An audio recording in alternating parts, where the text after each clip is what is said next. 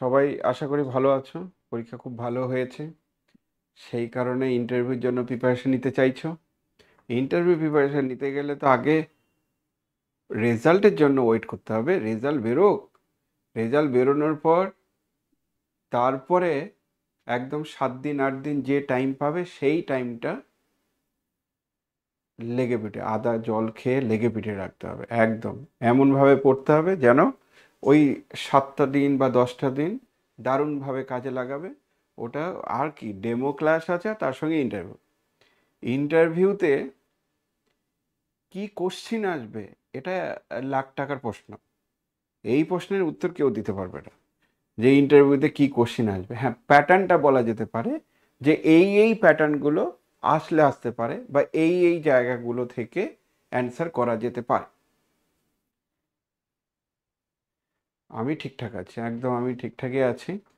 আমি কিছুদিন 7 দিন 8 না 3 মাসের মতো যে পরিশ্রমটা করেছিলাম, তারপর বলেছিলাম যে আমি কিছুদিন রেস্ট নেব, তো ওই রেস্ট নিচ্ছিলাম। আর এতজন ফোন করেছে, মানে ভাবা যায় না, যে ফোন করে যে স্যার ইন্টারভিউর জন্য কি প্ল্যানিং কিছু করুন, ডেমো ক্লাসের জন্য কি প্ল্যানিং সেটা করুন। তো এতজন বলেছো, তো লাস্ট পর্যন্ত বাধ্য হয়ে রেজাল্টের আগে ইন্টারভিউর জন্য প্ল্যানিং করতে চলে আসলাম। কতটা সাকসেসফুল হবে জানি না, কিন্তু প্ল্যানিং করতে চলে আসলাম যে কি কি পরীক্ষার সময় ইন্টারভিউ বোর্ডে জিজ্ঞাসা করতে পারে। আমার নিজের অভিজ্ঞতাটা শেয়ার করব, কারণ আমি এসএসসির জন্য দুবার পরীক্ষা দিয়েছি। অর্পিতা নস্কর বলছে খুব মিস করছি স্যার, দেখেছ? চাকরিটা পাও, তারপরে তোমাদের সঙ্গে দেখা হবে, আলাপ হবে। তা চাকরি পাওয়ার মতো পরীক্ষা নিশ্চয়ই দিয়েছো। খুব ভালো কোশ্চিন ছিল। 9-10-এর কোশ্চিনটা যা ছিল ছিল, 11-12-এর কোশ্চিন দারুণ ছিল, অন্যরকম ছিল। 11-12-এর কোশ্চিনটা প্যাটার্নটা আমার খুব সুন্দর লেগেছিল, ভালো লেগেছিল। তার কারণ হচ্ছে প্রত্যেকটা জায়গা থেকে কিছু না কিছু কভার করেছে। তো যাই হোক, শোনো, ইন্টারভিউ আলাদা করে আলাদা করে তেমন কিছু বলার নেই, কিন্তু আমি শুরুতে তোমাদেরকে আমার নিজের অভিজ্ঞতাটা শেয়ার করি। নিজের অভিজ্ঞতাটা মানে যে যখন ফার্স্ট টাইম আমি ইন্টারভিউ দেই 2008 সালের কথা বলছি। সেই সময় মাস্টার ডিগ্রি 2007 সালে কমপ্লিট হয়েছে। আর ঠিক তারপরের বছরেই মাস্টার ডিগ্রি দিতে দিতেই আমরা ইন্টারভিউ দিয়েছিলাম, মানে পরীক্ষা দিয়েছিলাম, এসএসসি পরীক্ষা। সেক্ষেত্রে সেক্ষেত্রে মাস্টার ডিগ্রির টিচার, মানে পিওর ম্যাথমেটিক্সের টিচারগুলো আমাদের কাছে পরিচিত ছিল। তা আমার খুব ভাগ্য ভালো যে আমি প্রথম যেবার ইন্টারভিউ দিতে যাই, সাউদার্ন রিজিয়ানের মধ্যে ছিল শরৎ বোস রোড। শরৎ বোস রোড মানে হাজরার কাছে মেইন যে ক্যাম্পাসটা ছিল সেখানে। সেখানে আমার স্যার, পি কে বলে স্যার, উনি ছিলেন ইন্টারভিউ বোর্ডে। আমার স্যার 5 জনের মধ্যে একজন স্যার হচ্ছেন আমার পি কে বলে। খুব পরিচিত, পূর্ব পরিচিত তা নয়, তার কারণ হচ্ছে যে ওই স্যার ক্লাস নিত, আমি পিওর ম্যাথমেটিক্স নিয়ে পড়ছি, আমি জানি, কিন্তু একটা পরিচিত স্যার আমার কিন্তু ওই ইন্টারভিউ বোর্ডে ছিল। তো প্রথম দেখো, ইন্টারভিউ যখন বলে না যে ইন্টারভিউতে আমি যাচ্ছি, তো ইন্টারভিউর বক্তব্যটাই হচ্ছে তুমি কত পারদর্শী, দারুণ পড়াও, দারুণ জ্ঞান। কার কাছে তোমার দারুণ জ্ঞান? ছোট ছোট বাচ্চাদের কাছে, ছাত্রদের কাছে, তাদের কাছে তোমার প্রচুর জ্ঞান, সে নিয়ে কোনো সন্দেহ নেই। আর দারুণ পড়িয়েও দেবে। এই লেভেলে এসে তোমরা এমন আছো যে বাচ্চাদেরকে ভুল ভাল জ্ঞান দিয়ে পড়িয়েও দিতে পারবে, কোনো অসুবিধা নেই। কিন্তু যখন তোমার থেকে বেশি জানে, তোমার থেকে একটু বেশি পণ্ডিত ব্যক্তি, তাদের কাছে যখন তোমার জ্ঞান জাহির করতে যাবে, মানে ঘাবড়াবে, তোমার হাত পা কাঁপবে, এটা নর্মাল ব্যাপার। যেমন দেখবে যে ক্লাসরুমে তোমাকে পড়াতে বলছে, তুমি বক্তব্য মেথড দিয়েই পড়াচ্ছ, কথা কথা বলছে। তো সেই বক্তব্য মেথড মানে কি? জানো যে আমার থেকে এরা কম জানে, বাচ্চারা এরা কম জানে, একদম ফাটিয়ে পড়াচ্ছ। কারণ যদি ভুল বলো, কোনো অসুবিধা নেই, ওরা তো আমার ভুল ধরতে পারবে না। কিন্তু ইন্টারভিউ বোর্ডে বা বক্তব্য মেথডে করাচ্ছ।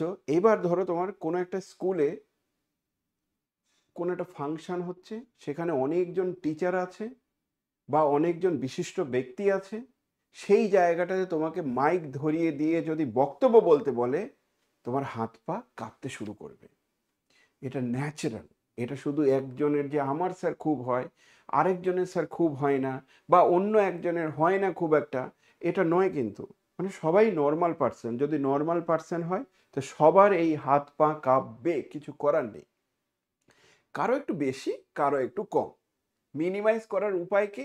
মিনিমাইজ করার উপায় হচ্ছে যে ওই সেম জিনিস রিপিটেডলি করতে হবে, বারংবার। তুমি প্রথমবার স্টেজে উঠে বক্তব্য রাখার জন্য যে ভয়টা পেয়েছিলে, সেম অন্য আরেকটা স্টেজে, অন্য একটা প্ল্যাটফর্মে তুমি যখন বক্তব্য রাখবে, তো যেহেতু রিপিট হচ্ছে, একই রকম কথাবার্তা বলার হয়তো সুযোগ আছে, দেখবে তখন আর অতটা হাত পা কাঁপছে না। তারপর অন্য একটা সময় করলে দেখবে যে খুব একটা হাত পা কাঁপছে না। এটা কিন্তু হয় ন্যাচারালি, আমি নিজেও ফিল করেছি। তোমাদের পড়াতে গেলে আমার কোনো হাত পা কাঁপবে না, ঠিকঠাক ন্যাচারাল মনে হবে যে ঠিকঠাক লাগবে। কিন্তু আমি যদি আমার সিনিয়র কোনো টিচারদেরকে পড়াতে যাই, আমার থেকে বেশি জানে ওরকম কোনো পার্সনকে যখন পড়াতে যাব, তখন আমার হাত পা কাঁপবে।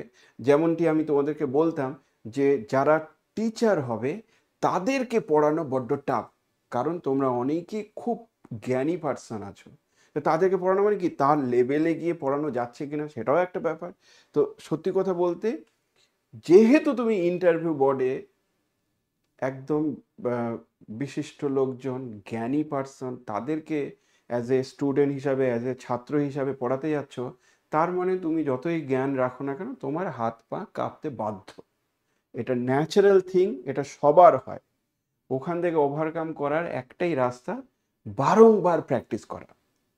যে আমি ইন্টারভিউ দেব, আমি ডেমো ক্লাস করব, তাহলে বারংবার দুটো তিনটে টপিক্সের ওপর বারংবার ইন্টারভিউ প্র্যাকটিস করা। আমি প্র্যাকটিস করার জন্য একটা মাধ্যম আমি তোমাদেরকে বলতে পারি। সেই মাধ্যমটা হচ্ছে, বলে না যে আয়নার সামনে নিজের মতো করে তুমি বলতে শুরু করো। আমরা আগে বলতাম যে আয়নার সামনে নিজের কথাগুলো বলো। এখন আমি তোমাদেরকে একটু অ্যাডভান্স লেভেলের বলবো যে আয়নার সামনে না, তুমি ভিডিও রেকর্ডিং করো। যে আমি কিভাবে বলবো ডেমো, আমার নিজের সম্পর্কে কিছু বলতে বললে আমি কি বলবো, আর কোনো একটা কোশ্চেনে কি বলতে বললে আমি কি বলবো, তুমি কোন স্কুলে পড়ছিলে, কেন স্কুল টিচার হতে চাও সেটা বললে আমি কি বলবো, সেটা ভিডিও রেকর্ডিং করবে।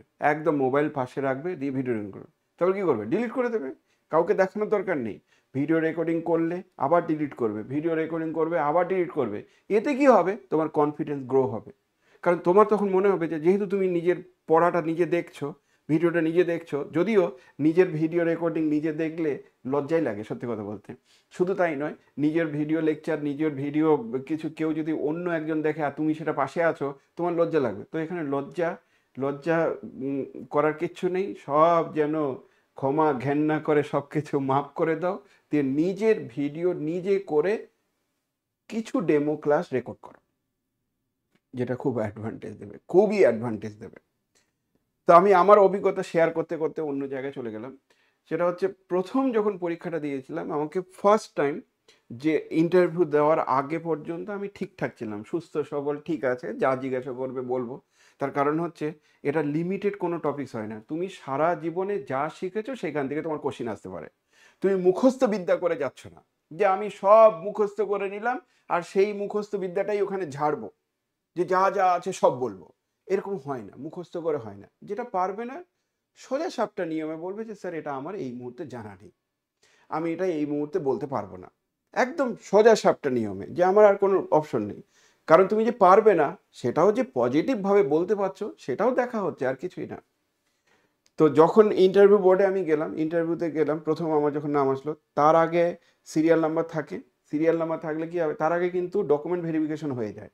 তারপরে সিরিয়াল নাম্বার যখন আসলো, আমার আগে যে পার্সন গেল, এবার জানি আমার ডাকবে, তখন থেকে কিন্তু একটা প্যানিক টাইপের সৃষ্টি হলো। মনে হচ্ছে যে এবার কি হবে, এবার কি হবে, এবার আমার কি হবে। তো স্বাভাবিকভাবে চাকরি পেতেই হবে। তো সব ভয় টয় যা আছে, হার্টবিট বাড়ুক, হার্টবিট বাড়ছে আমি জানি, কিন্তু হার্টবিট বাড়ালে হবে না। ওখানে গিয়ে যে সামনাসামনি ফেস করব, এমন করে যাব যে যা বলবে ঠিক আছে অ্যান্সার করব, আর যদি না পারি তো আর কি করা যাবে। তো ঢুকলাম, ঢুকে স্যারকে প্রথমেই বলা যে স্যার আসতে পারি, মে আই কামিং, কিছু একটা বললে ইনফর্ম করলো, তুমি আসলে সঙ্গে সঙ্গে গিয়ে চেয়ারে বসবে না, কারণ বসতে বলবেই, তোমাকে বসতে বলবে যে হ্যাঁ ঠিক আছে বসো। তুমি বসলে, আমি যখন গেলাম গিয়ে দেখলাম যে আমার স্যার, ওই স্যার, তার সঙ্গে আরও একজন হয়তো ইভিএস এর টিচার থাকে, অর্থাৎ এনভায়রনমেন্টাল সংক্রান্ত জিজ্ঞাসা করবে, একজন জিকে জিএস এর টিচার থাকবে, আরেকজন সাবজেক্টের টিচার থাকে, আর তার সঙ্গে টোটাল চারজন টিচার কিন্তু থাকবে একটা টেবিলে। বিভিন্ন টিচার বিভিন্নভাবে অ্যাপ্রোচ করবে। তো শুরুতেই আমাকে বলেছিল বাড়ি কোথায়। তো তার মানে কি, প্রাসঙ্গিক কি, যে তোমাকে ওই জিনিসটা অন্তত জিজ্ঞাসা করবে, তোমার বাড়ি কোথায়, কোন জায়গা থেকে এসছো, সেটা তোমাকে জিজ্ঞাসা করবে। আমাকে যখন প্রথম জিজ্ঞাসা করলো তোমার বাড়ি কোথায়, আমি বললাম যে স্যার আমার বাড়ি হচ্ছে দক্ষিণ দিনাজপুর, কলকাতাতে আমি দীর্ঘদিন আছি, আমি এখানেই পড়াশোনা করেছি, এখানেই করেছি, কিন্তু দক্ষিণ দিনাজপুর বাড়ি। দক্ষিণ দিনাজপুরে কোথায়? আমি জানি দক্ষিণ দিনাজপুরের বুনিয়াদপুর। তো সেটা কোথায়? আমি সেটা বালুরঘাটের কাছাকাছি। সঙ্গে সঙ্গে আমাকে প্রশ্ন করলো যে বালুরঘাট বা দক্ষিণ দিনাজপুরের আশেপাশে কি নদী আছে বলো তো? কিছুই না। এটা আমার আমার এখনো মনে আছে এই কথাগুলো, কারণ ইন্টারভিউতে কি হয়েছে সেইগুলো কিন্তু তোমার দীর্ঘদিন মনে থাকবে। আমি বললাম যে স্যার ওখানে আত্রাই নদী আছে, পতিরাম বলে।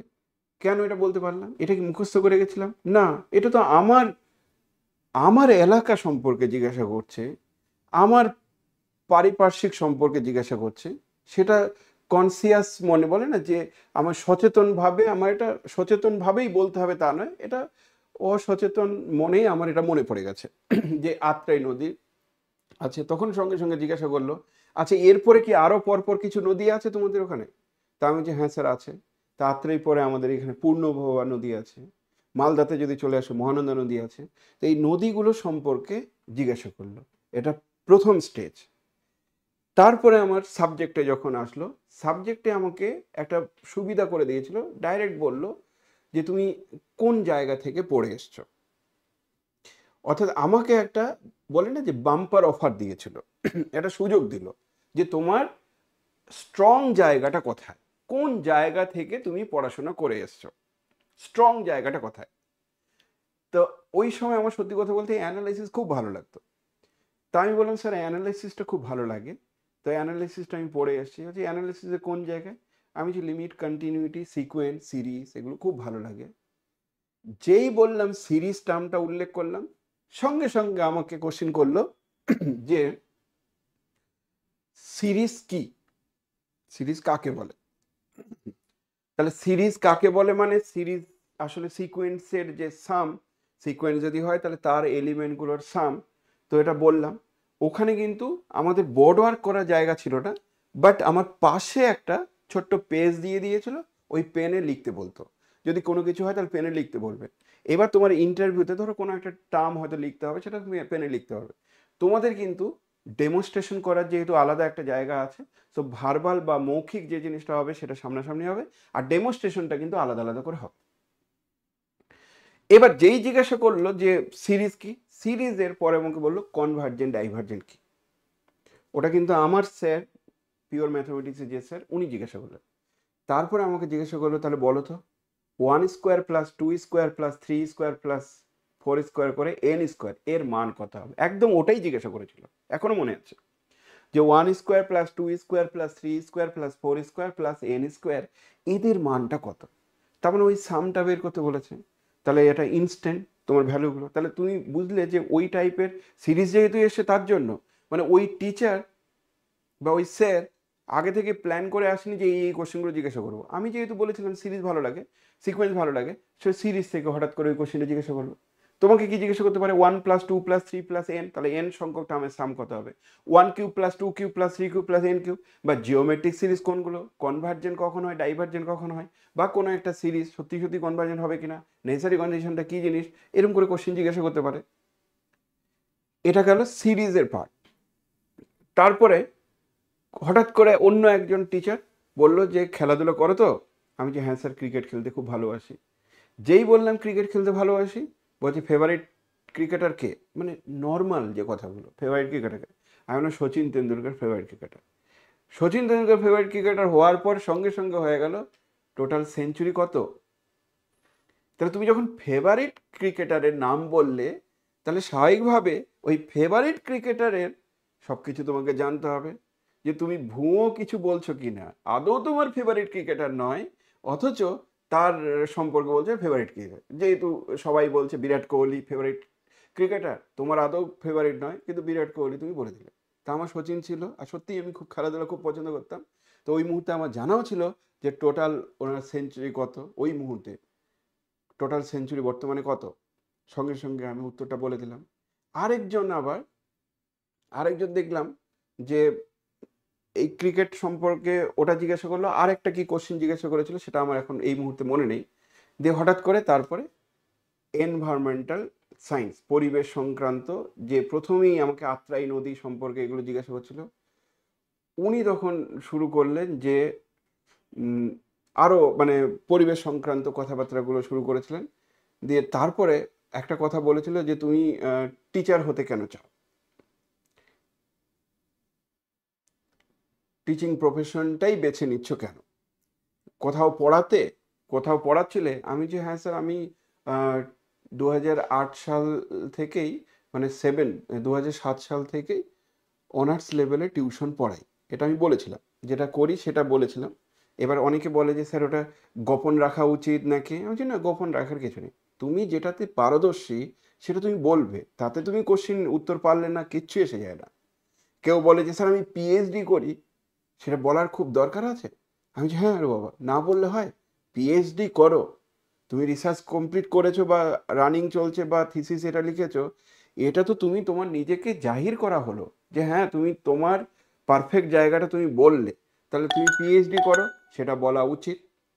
যদি কেউ বলে যে আমি স্যার একটা কলেজে পার্ট টাইম হিসাবে পড়াচ্ছি, আমি যে অবশ্যই বলা উচিত, অবশ্যই, কারণ তোমার এটা প্লাস পয়েন্ট। তবে তুমি পার্ট টাইম হিসাবে করছো, কোনো একটা কলেজে পার্ট টাইম হিসাবে পড়াচ্ছ, মানে তোমার সেই কোয়ালিটিটা ছিল যে তুমি পার্ট টাইম হিসাবে জয়েন করার সুযোগ পেয়েছো, বাকিদের হয়তো সেই সুযোগটা ছিল না। তাহলে তুমি অলরেডি পার্ট টাইম হিসাবে করার যেহেতু সুযোগ পেয়েছো, তাহলে সব অবশ্যই এটা বলবে। কথা বোঝা যাচ্ছে? কি বলছো বলো, স্যার, বলো। বলছিলাম স্যার, ইন্টারভিউ এর প্রিপারেশন নিতে গেলে মোটামুটি 9, 10, 11, 12-এ স্কোরটা কেমন হতে হবে ইডব্লিউএস? সেটা তো অনেকবার বলেছি রে বাবা। তবুও আর একবার বললে ভালো হয়, মানে সব চারিদিকে যা শুনছি 50-এর উপর উপর। আচ্ছা, রেজাল্টটা বেরোক, রেজাল্টটা ওয়েট করো। 50-এর নিচেই হবে, অত বেশি হবে না। কাট অফ মার্কস যারা সব বলছে 50, 60, 65, 70 এরকম যারা বলছে, কোনো আইডিয়া নেই। মানে সবার ধারণা হচ্ছে যে আমি 50-এর উপর অ্যান্সার করেছি, মানে এই পৃথিবীতে যতজন আছে সবাই নাকি ম্যাথমেটিক্স দারুণ জানে। কোনো আইডিয়া নেই লোকজনের। যখন কেউ কেউ বলে না যে এত কাট অফ মার্কস হবে, এই হবে এই হবে, আমি কাট অফ মার্কস নিয়ে একটা ভিডিও করেছিলাম, সেই ভিডিওতে সমালোচনার বন্যা বয়ে গেছে যে কি করে এটা বলছেন, আপনার কোনো আইডিয়া নেই। কেউ কেউ বলছে যে আপনার কোনো ধারণাই নেই। তো হতে পারে, তার জন্য ওয়েট করো, আমি এটা বলি মাঝে মাঝে, ওয়েট করো, যে এটা হতেই পারে। আমি তো আমার মতো করে আমি প্ল্যানিং করেছি, কিন্তু 9-10-এর কাট অফ মার্কসটা কমতে পারে, কারণটা হচ্ছে অনেকগুলো ফ্যাক্টর কাজ করছে না। তার কারণ হচ্ছে যে 11-12-এ যারা চান্স পাবে তারা 9-10-এ আসবে না, তারা 11-12টা করবে। রেজাল্টটা কেমন বেরোচ্ছে তার উপর অনেকটা নির্ভর করছে। আর 2 নম্বর হচ্ছে ও 60-এর মধ্যে 60 অ্যান্সার করেছে, ওটা রেয়ার। আর ওরা ভুয়ো বেশ কিছু, ওরা প্রথমবার অ্যান্সার না মিলিয়ে বলেছে, বাড়িতে বলতে হয় যে মা আমি ফুল অ্যান্সার করেছি, আমার এবার চাকরি কেউ আটকাতে পারবে না, এরকম কেউ কেউ আছে যে আমি 60-এ 60 অ্যান্সার করেছি। কেন এটা বললো বাড়িতে? ওটা বললে যদি তাড়াতাড়ি বিয়ে দেয়, ওটা বললে যদি তাকে ওই দিনের জন্য একটু ভালো খাবার দাবার করে দেয়, তো সেই কারণে বলেছে। অ্যান্সার মেলানোর পর হয়তো কমে গেছে, না কমাতে কিছু নেই। সেই জন্য অনেকগুলো ফ্যাক্টর কাজ করে, কাট অফ মার্কস একটু নিচে নামবে, না নামবার কিছু নেই। আরও একটা জিনিস একটা বলি, বন্ধু বলছিল 55 প্লাস হচ্ছে, সি- এখন এখন বলছে 45 হচ্ছে না। ঠিক আছে, আচ্ছা শোনো, সিট সংখ্যা কিছুটা বাড়বে, কারণ স্কুলে স্কুলে ডিআই অফিস থেকে আমাদের লাস্ট যে ভ্যাকেন্সি লিস্ট আছে সেই ভ্যাকেন্সি রস্টার মেনে সেই ভ্যাকেন্সি লিস্টটা চেয়ে পাঠাচ্ছে। তো যেহেতু ওটা চেয়ে পাঠাচ্ছে, তাহলে আমার কেন জোরে মনে হচ্ছে কিছুটা সিট সংখ্যা বাড়বে, অর্থাৎ 20,000-এ যেটা বলেছিল যে আপাতত 20,000 রেখে দেওয়া হয়েছে, সেই সিট সংখ্যাটা কিন্তু বাড়বে, কিছুটা বাড়বে অন্তত। ওকে, তো যাই হোক শোনো, এবার প্রথম ইন্টারভিউর অভিজ্ঞতাটা আমি বললাম, সেটা 2008 সালের কথা বলছি। ওই ইন্টারভিউতে আর লাস্ট আরেকটা কথা বলে রাখি, সেটা হচ্ছে কখনো কোনো কথা যদি ধরো মনে করো তোমাকে কিছু জিজ্ঞাসা করলো, প্রথমবার জিজ্ঞাসা করার পর তুমি বলে স্যার এটা আমি বলতে পারছি না বা জানিনি, এই মুহূর্তে আমার জানা নেই, বা আর একটা কিছু জিজ্ঞাসা করলো দেন তখনও বলছে স্যার এই মুহূর্তে আমার ওটা জানা নেই। অর্থাৎ তোমাকে 2-3টে কোশ্চেন করার পর তারপরে যদি তুমি না পারো, আটকে যাও, এটার মানে তোমার ইন্টারভিউ খুব খারাপ হয়েছে তা নয়। কিছু কিছু কোশ্চেনের আবার অ্যান্সার করতে পেরেছো, অন্য কোশ্চেনে হয়তো অ্যান্সার করতে পেরেছো। অর্থাৎ ওখানে চাইছে যে তুমি কথা বলার স্টাইলটা কি, ঘাবড়ে যাচ্ছ কি না, তোমার পার্সোনালিটি টেস্টও হচ্ছে।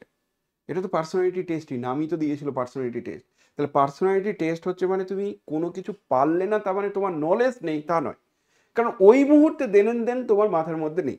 অর্থাৎ বলে না যে শর্ট টার্ম মেমোরিতে জিনিসটা ছিল, লং টার্ম মেমোরিতে ওই নলেজটা নেই, তার জন্য তোমার মনে পড়ছে না, হতে পারে আবার কিছুটা হিন্টস দিলে হয়তো মনে পড়ে যাবে।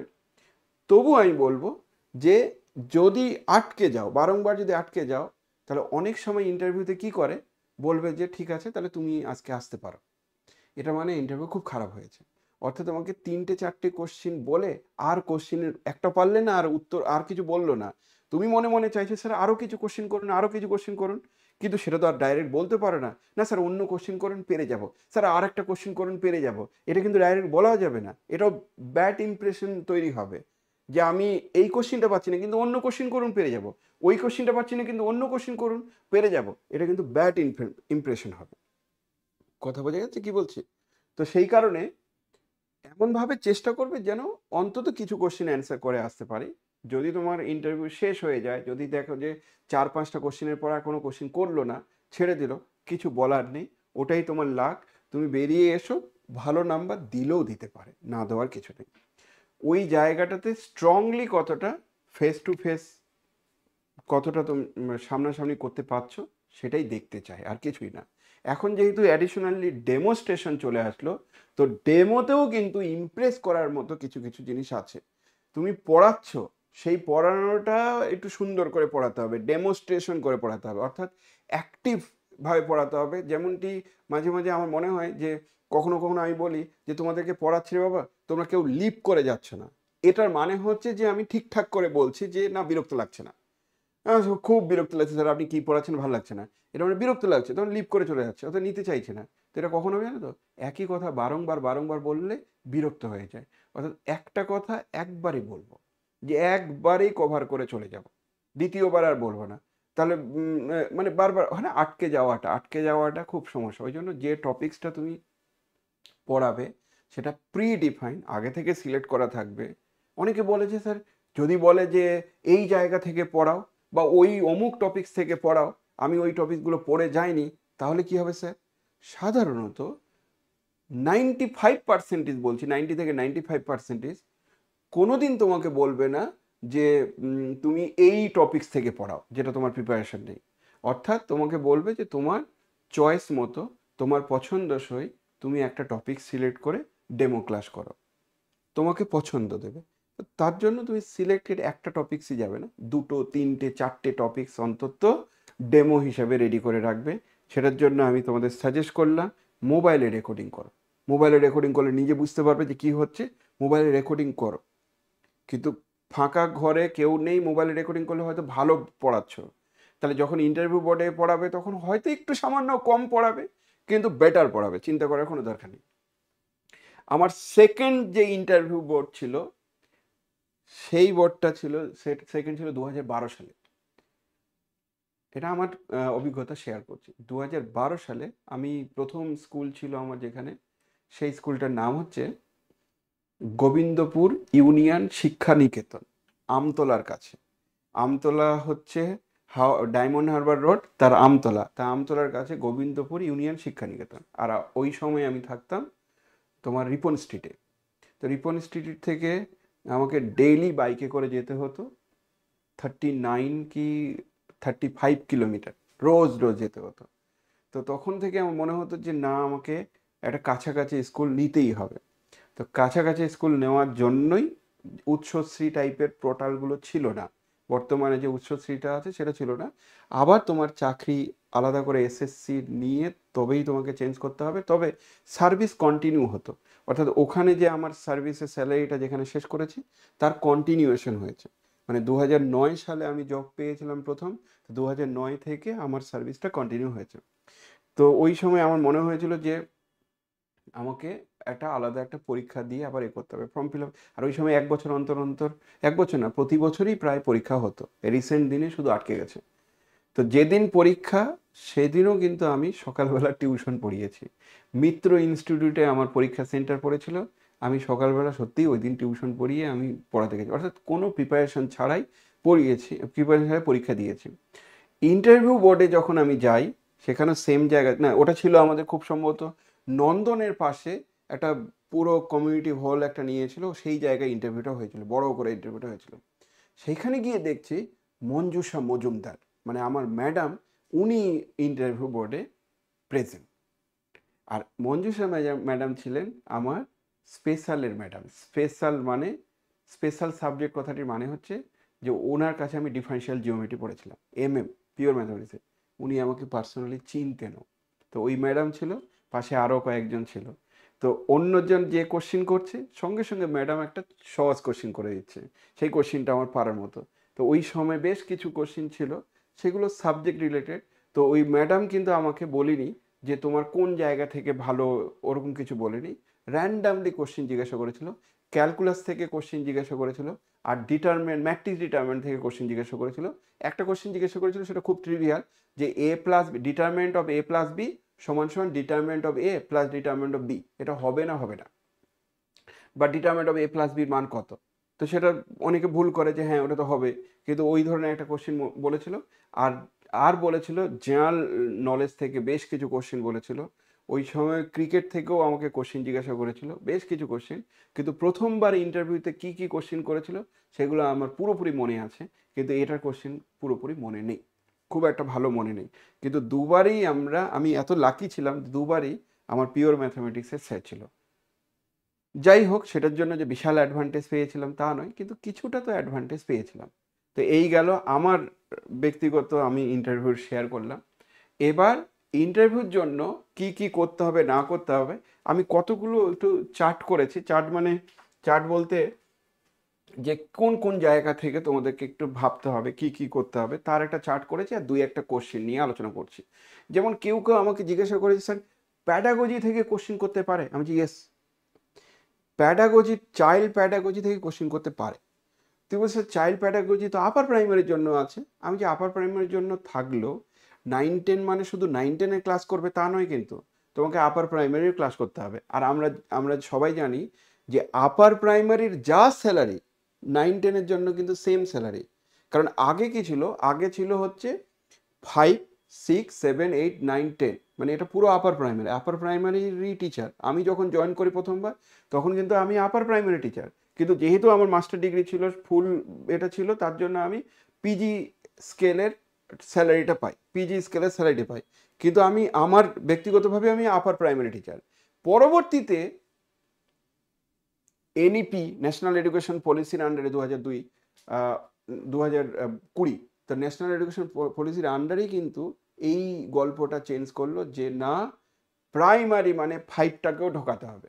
তাহলে ক্লাস 5 কিন্তু প্রাইমারি স্কুলে ঢুকে গেছে, যদিও পরিকাঠামো নেই বলে কিছু কিছু স্কুলে ক্লাস 5 আছে, নাহলে ক্লাস 5 কিন্তু এবার প্রাইমারি। তাহলে আপার প্রাইমারি 5ও নয়, আপার প্রাইমারি হচ্ছে 6, 7, 8, 3, তাহলে 5+3, 6, 7, 8। এবার 9-10 এরা তখন কি করলো, এই সরকারের আমলে এটা হলো যে যেহেতু আপার প্রাইমারির জন্য টেট পাস করতে হবে বলছে, টেট কম্পালসারি, কেন্দ্র সরকারের নিয়ম, 9-10টাতে টেট পাস করতে হবে না, ওই যে 9-10টাকে আলাদা করে দিল। 9-10-এর টিচার মানে খবরদার ভেবো না যে আমাকে 6, 7, 8 পড়াতে হবে না, না ওটা পড়াতে হবে। অর্থাৎ প্যাডাগজির নলেজ তোমার দরকার। তুই বলছিস স্যার প্যাডাগজি তো আমাদের নেই, থাকার তো কথা নয়। আমি যে কেন, তুমি 9-10-এ পরীক্ষা দাও, 11-12-এ পরীক্ষা দাও, যাই দাও, তোমার তো বিএড মাস্ট।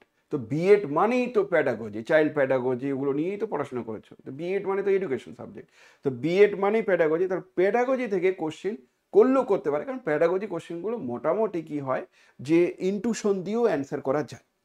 তো তো সেই জায়গাটা অনেকের বক্তব্য ছিল যে প্যাডাগজি থেকে কোশ্চেন করতে পারে কিনা, হ্যাঁ করতে পারে, ওটা আমি এনভায়রনমেন্টাল সায়েন্স হিসেবে ভাবতে পারি, জিকে জিএসও হিসেবে ভাবতে পারি, ঠিক। তো ইন্ট্রোডাকশনে আমি শুরুতেই বলি যে তোমার ইন্টারভিউ করে ঢুকলে মানে প্রথমেই তোমাকে জিজ্ঞাসা করবে তোমার নাম কি, আর কোন জায়গা থেকে এসছো অর্থাৎ বাড়ি কোথায়, আর শিক্ষাগত যোগ্যতা অর্থাৎ তুমি কতদূর পর্যন্ত পড়াশোনা করেছো, এডুকেশন মানে তোমার বিএড আছে কিনা সেটা আর জিজ্ঞাসা করবে না, বিএড তো থাকবেই। তারপরে তোমাকে জিজ্ঞাসা করতে পারে যে অ্যাডিশনাল কোনো কোয়ালিফিকেশন আছে কিনা, আর প্রিভিয়াস কোনো স্কুলের অভিজ্ঞতা আছে কিনা, এটা তোমাকে জিজ্ঞাসা করবে। স্কুল শিক্ষার মানে প্রিভিয়াস কোনো অভিজ্ঞতা, স্কুল শিক্ষা অভিজ্ঞতা থাকলে সেটাও তোমাকে উল্লেখ করতে বলতে পারে, বা এটা ইন্ট্রোডাকশনের মধ্যে থাকবে। যদি বলে যে তোমার নিজের সম্পর্কে কিছু বলো, তাহলে তোমার যদি 4 বছরের কোনো একটা স্কুলের অভিজ্ঞতা থাকে সেটা তুমি বলবে, যেচে বলবে যে স্যার আমি 3 বছর এই স্কুলটাতে পড়াতাম, বা 3 বছর অমুক কলেজে পার্ট টাইম হিসাবে পড়াতাম, বা 10 বছর আমি স্যার ইন সার্ভিসে ছিলাম, বা যাই হোক, যে যাই থাকুক না কেন সেটা যেচে বলতে হবে, কারণ এটা ইমপ্রেশন ক্রিয়েট করবে। ও আচ্ছা তুমি 7 বছর ধরে পড়াচ্ছ, তার মানে তোমার ইন্টারভিউ ভালো হবে।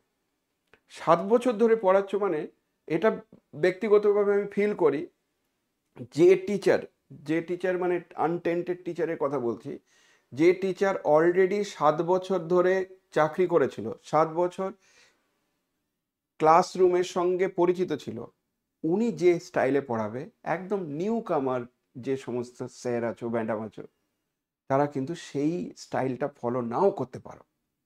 হয়তো তোমার সেই ইনস্ট্যান্ট অভিজ্ঞতা কিভাবে ছাত্রকে ট্যাকেল করবে, কিভাবে ক্লাসকে প্রাণবন্ত করবে, কিভাবে তাদেরকে বোরিং যেন না লাগে সেটা চেষ্টা করবে, এঙ্গেজমেন্টে কি করে রাখবে, সেটা হয়তো তোমার এক্সপিরিয়েন্সটা নেই, যেহেতু সেই অভিজ্ঞতাটা নেই। কিন্তু যারা 7 বছর ধরে ক্লাস করেছিল তাদের কিন্তু সেই অভিজ্ঞতাটা অটোমেটিক্যালি চলে আসবে, অটোমেটিক্যালি। তো পূর্ব অভিজ্ঞতাটা বলা আমার মনে হয় খুব দরকার। তারপরে কেন শিক্ষক হতে চাও, এই ধরনের একটা কোশ্চিন প্রায় করে যে কেন শিক্ষক হতে চাও, তার জন্য একটা ছোট্ট একটা তুমি প্ল্যানিং করে রাখবে যে আমি এই কারণে শিক্ষক হতে চাই। ছোট জন্ম থেকেই স্যার শিক্ষক হওয়ার স্বপ্ন ছিল তা নয়, যে এই বাজারে এখন টিচিং প্রফেশনটার মধ্যে একটা সম্মান আছে, প্রথম কথা টিচিং প্রফেশনের মধ্যে সম্মান আছে। আর স্যার আমার পড়াতে সত্যিই খুব ভালোই লাগে, কারণ ছোটোখাটো টিউশনগুলো পড়াতাম, তো আমার দ্বারা অনেকে উপকৃত হয়েছে, ছেলেপেলেগুলো পছন্দও করে আমার পড়ানো। সেই থেকে মনে হয়েছিল যে টিচিং প্রফেশনটাই খুব ভালো, এই টিচিং প্রফেশনের সম্মানটা আছে, সেই কারণে টিচিং প্রফেশনে যেতে চাই। তুমি তোমার মতো করে বলবে, মুখস্থ করে নয়, যে কোনো জায়গা থেকে একটা কপি করেছিলে সেই কপিটাই বলছো, সবাই একই রকম বলছে তা নয়, তুমি তোমার মতো করে বলবে, তোমার স্টাইলে বলবে, তোমার মতো করে ভয়েস বাড়াবে, ভয়েস কমাবে, তোমার মতো করে যেমন বলতে পারো। তারপরে কোন জায়গাটাতে তোমার শক্তি, কোন জায়গাটাতে শিক্ষাদানের প্রতি দৃষ্টিভঙ্গিটা তোমার কি, ফিলোসফিটা কি, সেইগুলো। আর কি দরকার, সাবজেক্ট, ম্যাথমেটিক্স যখন করছো তো তোমার মূল যে বিষয়, কোর যে সাবজেক্ট, তার নলেজটা তোমার থাকতে হবে। বিশেষ করে একদম বলতে পারো এইচএস লেভেল পর্যন্ত এরিথমেটিক পাটিগণিতের নলেজ থাকতে হবে, অ্যালজেব্রা নলেজ থাকতে হবে, জিওমেট্রি, মেনসুরেশন, পরিমিতি, ট্রিগোনোমেট্রি, ক্যালকুলাস, আর এদিকে লজিক আর সেট থিওরি, এই নলেজগুলো তোমার আছে, এটা তোমাকে রেডি করতে হবে। এই নলেজটা কিন্তু পরবর্তীতের জন্য কাজে লাগবে। এবার প্যাডাগজি থেকে যে কোশ্চেনগুলো সাধারণত আসে, সেই কোশ্চেনগুলো কি, অনেকে আমি ইউটিউবে 2-1টা জায়গা দেখতে গিয়ে সবাই কিন্তু একটা কথা বলছিল যে স্যার সবাই বলছিল যে তোমাদের এই যে সরকারি যে প্রকল্পগুলো আছে, এই প্রকল্প থেকে কোশ্চেন করবে। আমি বলছি হ্যাঁ এটা করতে পারে, কিন্তু এটা কমন টপিকস হয়ে গেছে, সত্যি কমন টপিকস, এটা খুব যে বিশাল আনকমন টপিকস তা নয়। যে অনেকে বলতে পারে যে এই মুহূর্তে যে শিক্ষাশ্রী প্রকল্প, বা যে তোমার যেটাকে বলে সবুজ সাথী প্রকল্প, সেটা কি খুব দরকার ছিল সবুজ সাথী প্রকল্প? তারপর হয়তো বলতে পারে যে মিড ডে মিলটা কি খুব দরকার, মিড ডে মিল কার প্রকল্প, এই যে ছোট ছোট জায়গাগুলো, মিড ডে মিল যে খুব দরকার সেটা তুমি তোমার মতো করে বলবে, হ্যাঁ স্যার মিড ডে মিলটা দরকার, তুমি তোমার মতো করে বলবে। এই সমস্ত প্রকল্প নিয়ে বেশ ইউটিউবে অনেক টিচার, অনেকজন একটু কম বেশি করে বলেছে, তোমরা সেগুলো দেখবে, নিজের মতো করে অভিজ্ঞতা অর্জন করবে। তারপরে তোমার হচ্ছে ঐক্যশ্রী মানে মাইনরিটির জন্য একটা স্কলারশিপের একটা প্রকল্প আছে। তারপরে ধরো কন্যাশ্রী, কন্যাশ্রীটা ইম্পর্টেন্ট গুরুত্বপূর্ণ একটা প্রকল্প। এটার জন্য মমতা ব্যানার্জি সরকার পর্যন্ত প্রাইজ পর্যন্ত পেয়েছে, পুরস্কৃত হয়েছে ইউনেস্কো থেকে অনেক। তার সঙ্গে তোমার হচ্ছে আরও আছে, ধরো আর কি আছে, শিক্ষাশ্রী ট্যাব দেওয়ার যে প্রকল্পটা, এমনকি বই খাতা দেওয়া হয়, তারপরে জুতো পর্যন্ত দেওয়া হয়। তো এই প্রকল্পগুলোর ইম্পর্টেন্স সম্পর্কে তোমাকে জিজ্ঞাসা করতে পারে। সমালোচনা করার মতো কিছু কিছু প্রকল্প আছে, কিন্তু সমালোচনা ডাইরেক্ট করতে যেও না। সমালোচনা করবে হয়তো, কিন্তু সেটা যুক্তি দিয়ে সমালোচনা করতে হবে, যে না স্যার এই মুহূর্তে ট্যাব দেওয়াটা আমার মনে হয় না খুব একটা যুক্তিযুক্ত। কারণ ট্যাবটা ছাত্রদের জন্য, যদি একদম অনলাইন বেসিসে পড়াশোনা হচ্ছে, লকডাউন পিরিয়ডে দেওয়াটা ঠিক ছিল, কিন্তু এই মুহূর্তে দেওয়াটা অতটা যুক্তিযুক্ত নয়। যদিও বা দিতে হয়, তাহলে ট্যাবে আবার লিমিটেশন করে দিতে হতো, যে একটা পার্টিকুলার অ্যাপ বা কিছু পার্টিকুলার অ্যাপই ইনস্টল করা যাবে, যেখানে লার্নিং সংক্রান্ত কিছু আছে, অন্য কিছু ইনস্টল করা যাবে না। ওদের পড়াশোনা যখন কমপ্লিট হয়ে যাবে, তারপরে সে অন্য কিছু ইনস্টল করতে পারবে। এই ধরনের যদি চিন্তা ভাবনা করে ট্যাবটা দেওয়া হতো, তাহলে ছাত্রছাত্রীরা উপকৃত হতো। কারণ ছাত্রছাত্রীরা নিজের জ্ঞানে পড়াশোনা করবে, সেটা সাধারণত হয় না। বিশেষ করে যাদের জ্ঞানই হয়নি, কেন পড়াশোনা করছি সেই জিনিসটাই যাদের হয়নি, তারা নিজের জ্ঞানে পড়াশোনা করবে না। নিজের জ্ঞানে পড়াশোনা কখন হয়? যখন আমরা দুবেলা কি খাবো সেটাই বুঝতে পারি না, তখন নিজের জ্ঞানে পড়াশোনা হয়। নিজের জ্ঞানে পড়াশোনা একটা মাধ্যমিক লেভেলের বাচ্চা কিন্তু করবে না। তাকে বাবা মা পড়তে বললে, তাকে গার্জিয়ান পড়তে বললে তবেই পড়াশোনা করবে। তো ট্যাব দেওয়াটার পজিটিভ নেগেটিভ বিভিন্ন রকম যুক্তি আছে।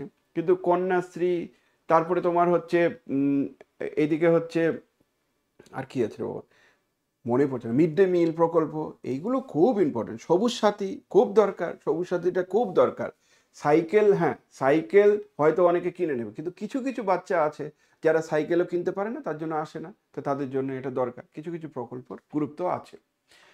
তো যাই হোক, প্যাডাগজি থেকে যে জায়গাটা দরকার, এই প্যাডাগজিটা হচ্ছে বিএডে শেখানো, কিন্তু এইগুলো তোমাদেরকে আস্তে আস্তে করে একটু কিন্তু জানতে হবে, বলতে হবে। যেমন যে আপনি কিভাবে দুর্বল ছাত্রছাত্রীদের গণিত ভালোবাসতে শেখাবেন, এইগুলোর উত্তর না ইউনিক উত্তর হয় না। এটা একটাই উত্তর, একটাই, আমি যে উত্তরটা বললাম বা কোনো একজন সাইকোলজিস্ট একটাই উত্তর শিখিয়েছে আর সেটাই তার উত্তর, না, এটা হয় না। তাহলে তুমি কিভাবে দুর্বল ছাত্রছাত্রীদের গণিত ভালোবাসতে শেখাবে? তো গণিত ভালোবাসতে শেখাতে গেলে কি করতে হবে? বলি না, আমরা যে প্রায় বলি যে গণিত ভালোবাসতে শেখাতে গেলে স্যার দুটো নিয়মে পড়াতে হয়। একটাকে বলা হয় ইন্ডাকটিভ মেথড, আর একটা বলা হয় ডিডাকটিভ মেথড। তো আমি চেষ্টা করব ইন্ডাকটিভ মেথডে পড়াতে। ইন্ডাকটিভ মেথড কথাটির মানে কি? ইন্ডাকটিভ মানে হচ্ছে ইন্ডাকশন, ম্যাথমেটিক্যাল ইন্ডাকশন যেটাকে আমরা বলি। তো ইন্ডাকটিভ মেথডে কি সুবিধা, যে আমি ওকে ছোট ছোট করে দেখাবো যে যে ওয়ানের জন্য কি হচ্ছে, অর্থাৎ এ প্লাস বি কি, তারপরে হয়তো বললাম যে এ প্লাস বি হোল স্কোয়ারটা কী হবে, তারপর বললাম এ প্লাস বি হোল কিউব কী হবে।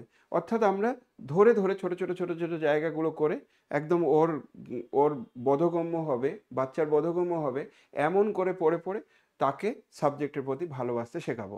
কিন্তু যদি আমি ডিডাকটিভ মেথডে পড়াই, একদম শুরু করলাম, দেখো এটা এন এর জন্য এরকম এক্সপ্রেশন হয়, এন ইকোয়াস টু 1 হলে এটা হবে 2 হবে, ওটা ডিডাকটিভ মেথড দিয়ে বাচ্চাটা ভালো শিখবে না। তো এদের একদম নির্দিষ্ট কোনো উত্তর হয় না, কিন্তু তবু আমি কিছু কিছু উত্তর তোমাদেরকে দিয়েও দেবো। যেমন কঠিন অধ্যায়, যেমন ত্রিকোণমিতি সহজভাবে কি করে বোঝাবে, ত্রিকোণমিতি তুমি সহজভাবে কি করে বোঝাবে, বা আপনি কোন ধরনের শিখন সহায়ক উপকরণ মানে টিএলএম যেটাকে বলা হয়, তো টিএলএম তুমি কি কি নিয়ে যাবে। তো টিএলএম এর মধ্যে জানো তো চক ডাস্টারও পড়ে, তা তুমি চক ডাস্টার নিয়ে যাচ্ছ, আর কি নিয়ে যাবে, চার্ট নিয়ে যাবে, তার সঙ্গে কি নিয়ে যাবে, যেটা বলে না অনেকে লেসন প্ল্যান নিয়ে যাবে। তাহলে তুমি একটা লেসন প্ল্যান করবে, যে আমি এই এই জিনিসগুলো আজকে পড়াতে চাইছি, তো তার একটা লেসন প্ল্যানিং করে নিয়ে যাবে। লেসন প্ল্যানিং একটা দরকার আছে। তো তুমি কি কি ইয়ে করবে, তো টিএলএম কি কি ইউজ করবে। কেউ যদি জিজ্ঞাসা করো যে স্যার টিএলএম এর মধ্যে কি আমার স্মার্ট বোর্ড পড়ে, আমি হ্যাঁ, এটা একটা বিশাল বড় টিএলএম, তাই স্মার্ট বোর্ড তো নিয়ে যেতে পারবো না, কিন্তু ছাত্রছাত্রীদের ইন্টারেস্ট গ্রো করার জন্য একটা অন্তত সেমিনার রুম টাইপের থাকতে হবে, যে রুমটাতে এই স্মার্ট বোর্ড টাইপের কিছু থাকবে, যেখানে আমি তাদেরকে বিভিন্ন রকম গুগল থেকে হোক, ইউটিউব থেকে হোক, বিভিন্ন রকম উপকরণ দিয়ে আমি তার ডেমনস্ট্রেশন করতে পারি। অর্থাৎ ভিজুয়ালাইজেশন করতে গেলে স্মার্ট বোর্ডটা দরকার। সেটা আমাদের স্কুলে আছে। আমি নিজে কিনেছি একদম স্মার্ট বোর্ডটা, কিনে তার ডেমনস্ট্রেশন করার জন্য। যেহেতু আমার ইন্টারেস্ট আছে সেই জন্য আমার বাচ্চাগুলো শিখুক, জানুক, সেটা আমার দরকার, সেই কারণে এটা করা হয়েছে। যাই হোক, তো তুমি টিএলএমটা কিন্তু যেমন যেমন জিওগ্রাফি, তাদেরকে অবশ্যই চার্ট ম্যাপ নিয়ে যেতে হবে। আমরা যদি ম্যাথমেটিক্সে হয় তাহলে আমাদের প্রথম টিএলএম হচ্ছে চক ডাস্টার। আর ম্যাথমেটিক্সের টিচাররা কোনোদিন চক ডাস্টার ছাড়া পড়াবেই না, তো চক ডাস্টার নিয়ে যাবেই। তাকে কিছু বলতে গেলে লিখতে হবে, দুই একটা অক্ষর লিখতেই হবে, কিছু করার নেই। তো ওটা সব থেকে ভালো টিএলএম। তার সঙ্গে সঙ্গে আমি লেসন প্ল্যান করব, তার সঙ্গে সঙ্গে আমি চার্ট নিয়ে যাব, টেবিল নিয়ে যাব, কিছু ডেমনস্ট্রেশন করে নিয়ে যেতে পারি, কিছু মডেল নিয়ে যেতে পারি, সেগুলো আমার টিএলএম এর মধ্যে পড়ছে। পাঠ পরিকল্পনা, যেটা লেসন প্ল্যান কিভাবে করবে, তো লেসন প্ল্যান করার একটা নির্দিষ্ট, এটা বিএডে করেছে এগুলো। তো লেসন প্ল্যান করার জন্য যে নির্দিষ্ট প্যাটার্ন, সেই প্যাটার্নটা আমি তোমার দেখিয়েও দেবো, আছে ওটা, সব লিখেও রেখেছিলাম। আর গণিত শেখানোর সময় কিভাবে ছাত্রছাত্রীদের যুক্তিতে আনেন, মানে ছাত্রছাত্রীদের তাদের যুক্তি দিয়ে কি করে বোঝান, বা যুক্তিতে কি করে নিয়ে আসেন, যুক্তিতে কি করে, লজিক দিয়ে কি করে বোঝান, সেটাই হয়তো এখানে বলতে চাইছে। তো এই ধরনের জায়গাগুলো প্যাডাগজি থেকে আসে। তারপরে তোমার যেটা জানার দরকার আছে, যে যেটা সচেতন থাকতে হবে অন্তত, সেটা হচ্ছে ন্যাশনাল এডুকেশন পলিসিটা কি, ন্যাশনাল এডুকেশন পলিসির পরিকাঠামোটা কি, এটা অন্তত জানতে হবে যেটা কি, বা আরটিএ অ্যাক্ট কি জিনিস, স্কুল শিক্ষকের দায়িত্ব কি, আচরণবিধি কি, এইগুলো ছোট ছোট জিনিস তোমাদেরকে জেনে রাখতে হবে। যে স্কুল শিক্ষক তো হলাম, তো আমার দায়িত্ব কি, আমি কি শিক্ষক হয়ে গেলাম তারপর আসি যাই মাইনে পাই এরকম টাইপের কিছু হবে, নাকি তোমার দায়িত্ব থাকবে, ছাত্রদের প্রতি তোমার দায়িত্ব থাকবে, কর্তব্য থাকবে। সেই দায়িত্বগুলো কি, আচরণবিধি কি, তুমি কিভাবে আচরণ করবে। কারণ টিচার না এমন একটা জায়গা, দেখো টিচিং প্রফেশনটা এমনই যে আমি এমন একজন পার্সন, আমাকে দেখে আমার বাচ্চাগুলো শিখবে, আমার বাচ্চাগুলো আমাকে আইডল হিসাবে ভাববে। স্কুলে বিশেষ করে তোমরা ফিল করবে, ভাবতে পারবে না যে তুমি স্কুলে কেমন আচরণ করলে সেই আচরণগুলো একটা ছাত্রের মধ্যে না একদম, বলে না যে মাথার মধ্যে গেঁথে যাবে, যে স্যার আপনি আমাকে মেরেছিলেন। সেটা সে 10 বছর বাদেও এসে তোমাকে বলবে, স্যার আপনি আমাকে বিনা দোষে মেরেছিলেন, বিনা কারণে মেরেছিলেন। আর ওটা খুব প্যাথেটিক লাগবে, অন্যরকম লাগবে, যে টনটাই খুব বাজে লাগবে, স্যার আপনি বিনা কারণে আমাকে মেরেছিলেন। আর যদি কারণ থাকে তাহলে সে মনে রাখবে না যে কারণে মেরেছিল। তবু আমি সবসময় বলি যে মারা যাবে না, না মেরেও পড়াতে হবে, না মেরেও পড়ানো যায়, ভালোবেসেও পড়ানো যায়। যদি তাই হয় তাহলে আমি তোমাদেরকে পড়াতে গিয়ে আমি তো লাঠি নিয়ে ছড়ি নিয়ে থাকবো তারপরে পড়াবো না, হয় না। না মেরেও পড়ানো যায়, বাবা বাছা করেও পড়ানো যায়। একটা লিমিট অতিক্রম করলে তুমি বড়জোর তাকে কান ধরে শাস্তি দিতে পারো। তাকে বললে যে ঠিক আছে তুমি বাইরে 10 মিনিট কান ধরে, 10 মিনিট না, বাইরে কান ধরে দাঁড়। কিন্তু বাইরে কান ধরে দাঁড় করে রাখলে আর পুরো ক্লাসটা ওদেরকে শিখিয়ে গেলে, ওকে আর কিছু করলে না, আমি বলছি না, হবে না। তুমি 5 মিনিট 6 মিনিট বাদে তোমাকে একটু ফ্লেক্সিবল হতে হবে, সঙ্গে সঙ্গে তাকে আবার ভেতরে ঢোকাতে হবে, যে ঠিক আছে আর করবি না তো, বলে না স্যার আর কোনোদিন করবো না, চলে আসলো, ব্যাস ওকে ঢুকিয়ে দিলে। এই যে ক্লাস শেষ হওয়ার 10 মিনিট আগে ওকে ঢোকালে, এটাতে কি হলো, ছেলেটা তোমার প্রতি তার ভালোবাসাটা, আচরণটা ভালো হলো। কিছু কিছু টিচার, আমি নাম ধরে তো বলতে পারবো না, কিন্তু এরকম আছে যে তার বাড়ির রাগ ও এমন করে ছেলেটার উপর দেবে, সেই ছেলেটার টিচারের প্রতি যে কি ইমপ্রেশন হলো ভাবতে পারবে না। তো সেটা যেন না হয়, সেটাও তোমার দায়িত্বের মধ্যে পড়ছে, তোমার আচরণ বিধির মধ্যে পড়ছে। আমি এটা ফিল করি, আমি এটা বুঝতে পারি। কারণ যখন দেখবে আমার এলাকাতে বাইরে বেরোলেই কোনো না কোনো ছাত্র আছে, তারা যদি তোমাকে বলে স্যার কেমন আছেন, স্যার ভালো আছেন, স্যার চিনতে পেরেছেন, এটা মানে তোমার আচরণটা ভালো। আর যদি তুমি দেখো যে তোমাকে দেখে দূরে পালিয়ে যাচ্ছে বা একটু করছে, তার মানে আচরণ খুব একটা ভালোটা। এবার সেটা কখনো কখনো রাগী টিচার হয় না, কখনো কখনো সেটা একটা হয়। আর একটা কথা বলে রাখি, সেটা হচ্ছে যে কেন রেকর্ডিংটা অন করছিল, ও রেকর্ডিং দরকার নেই।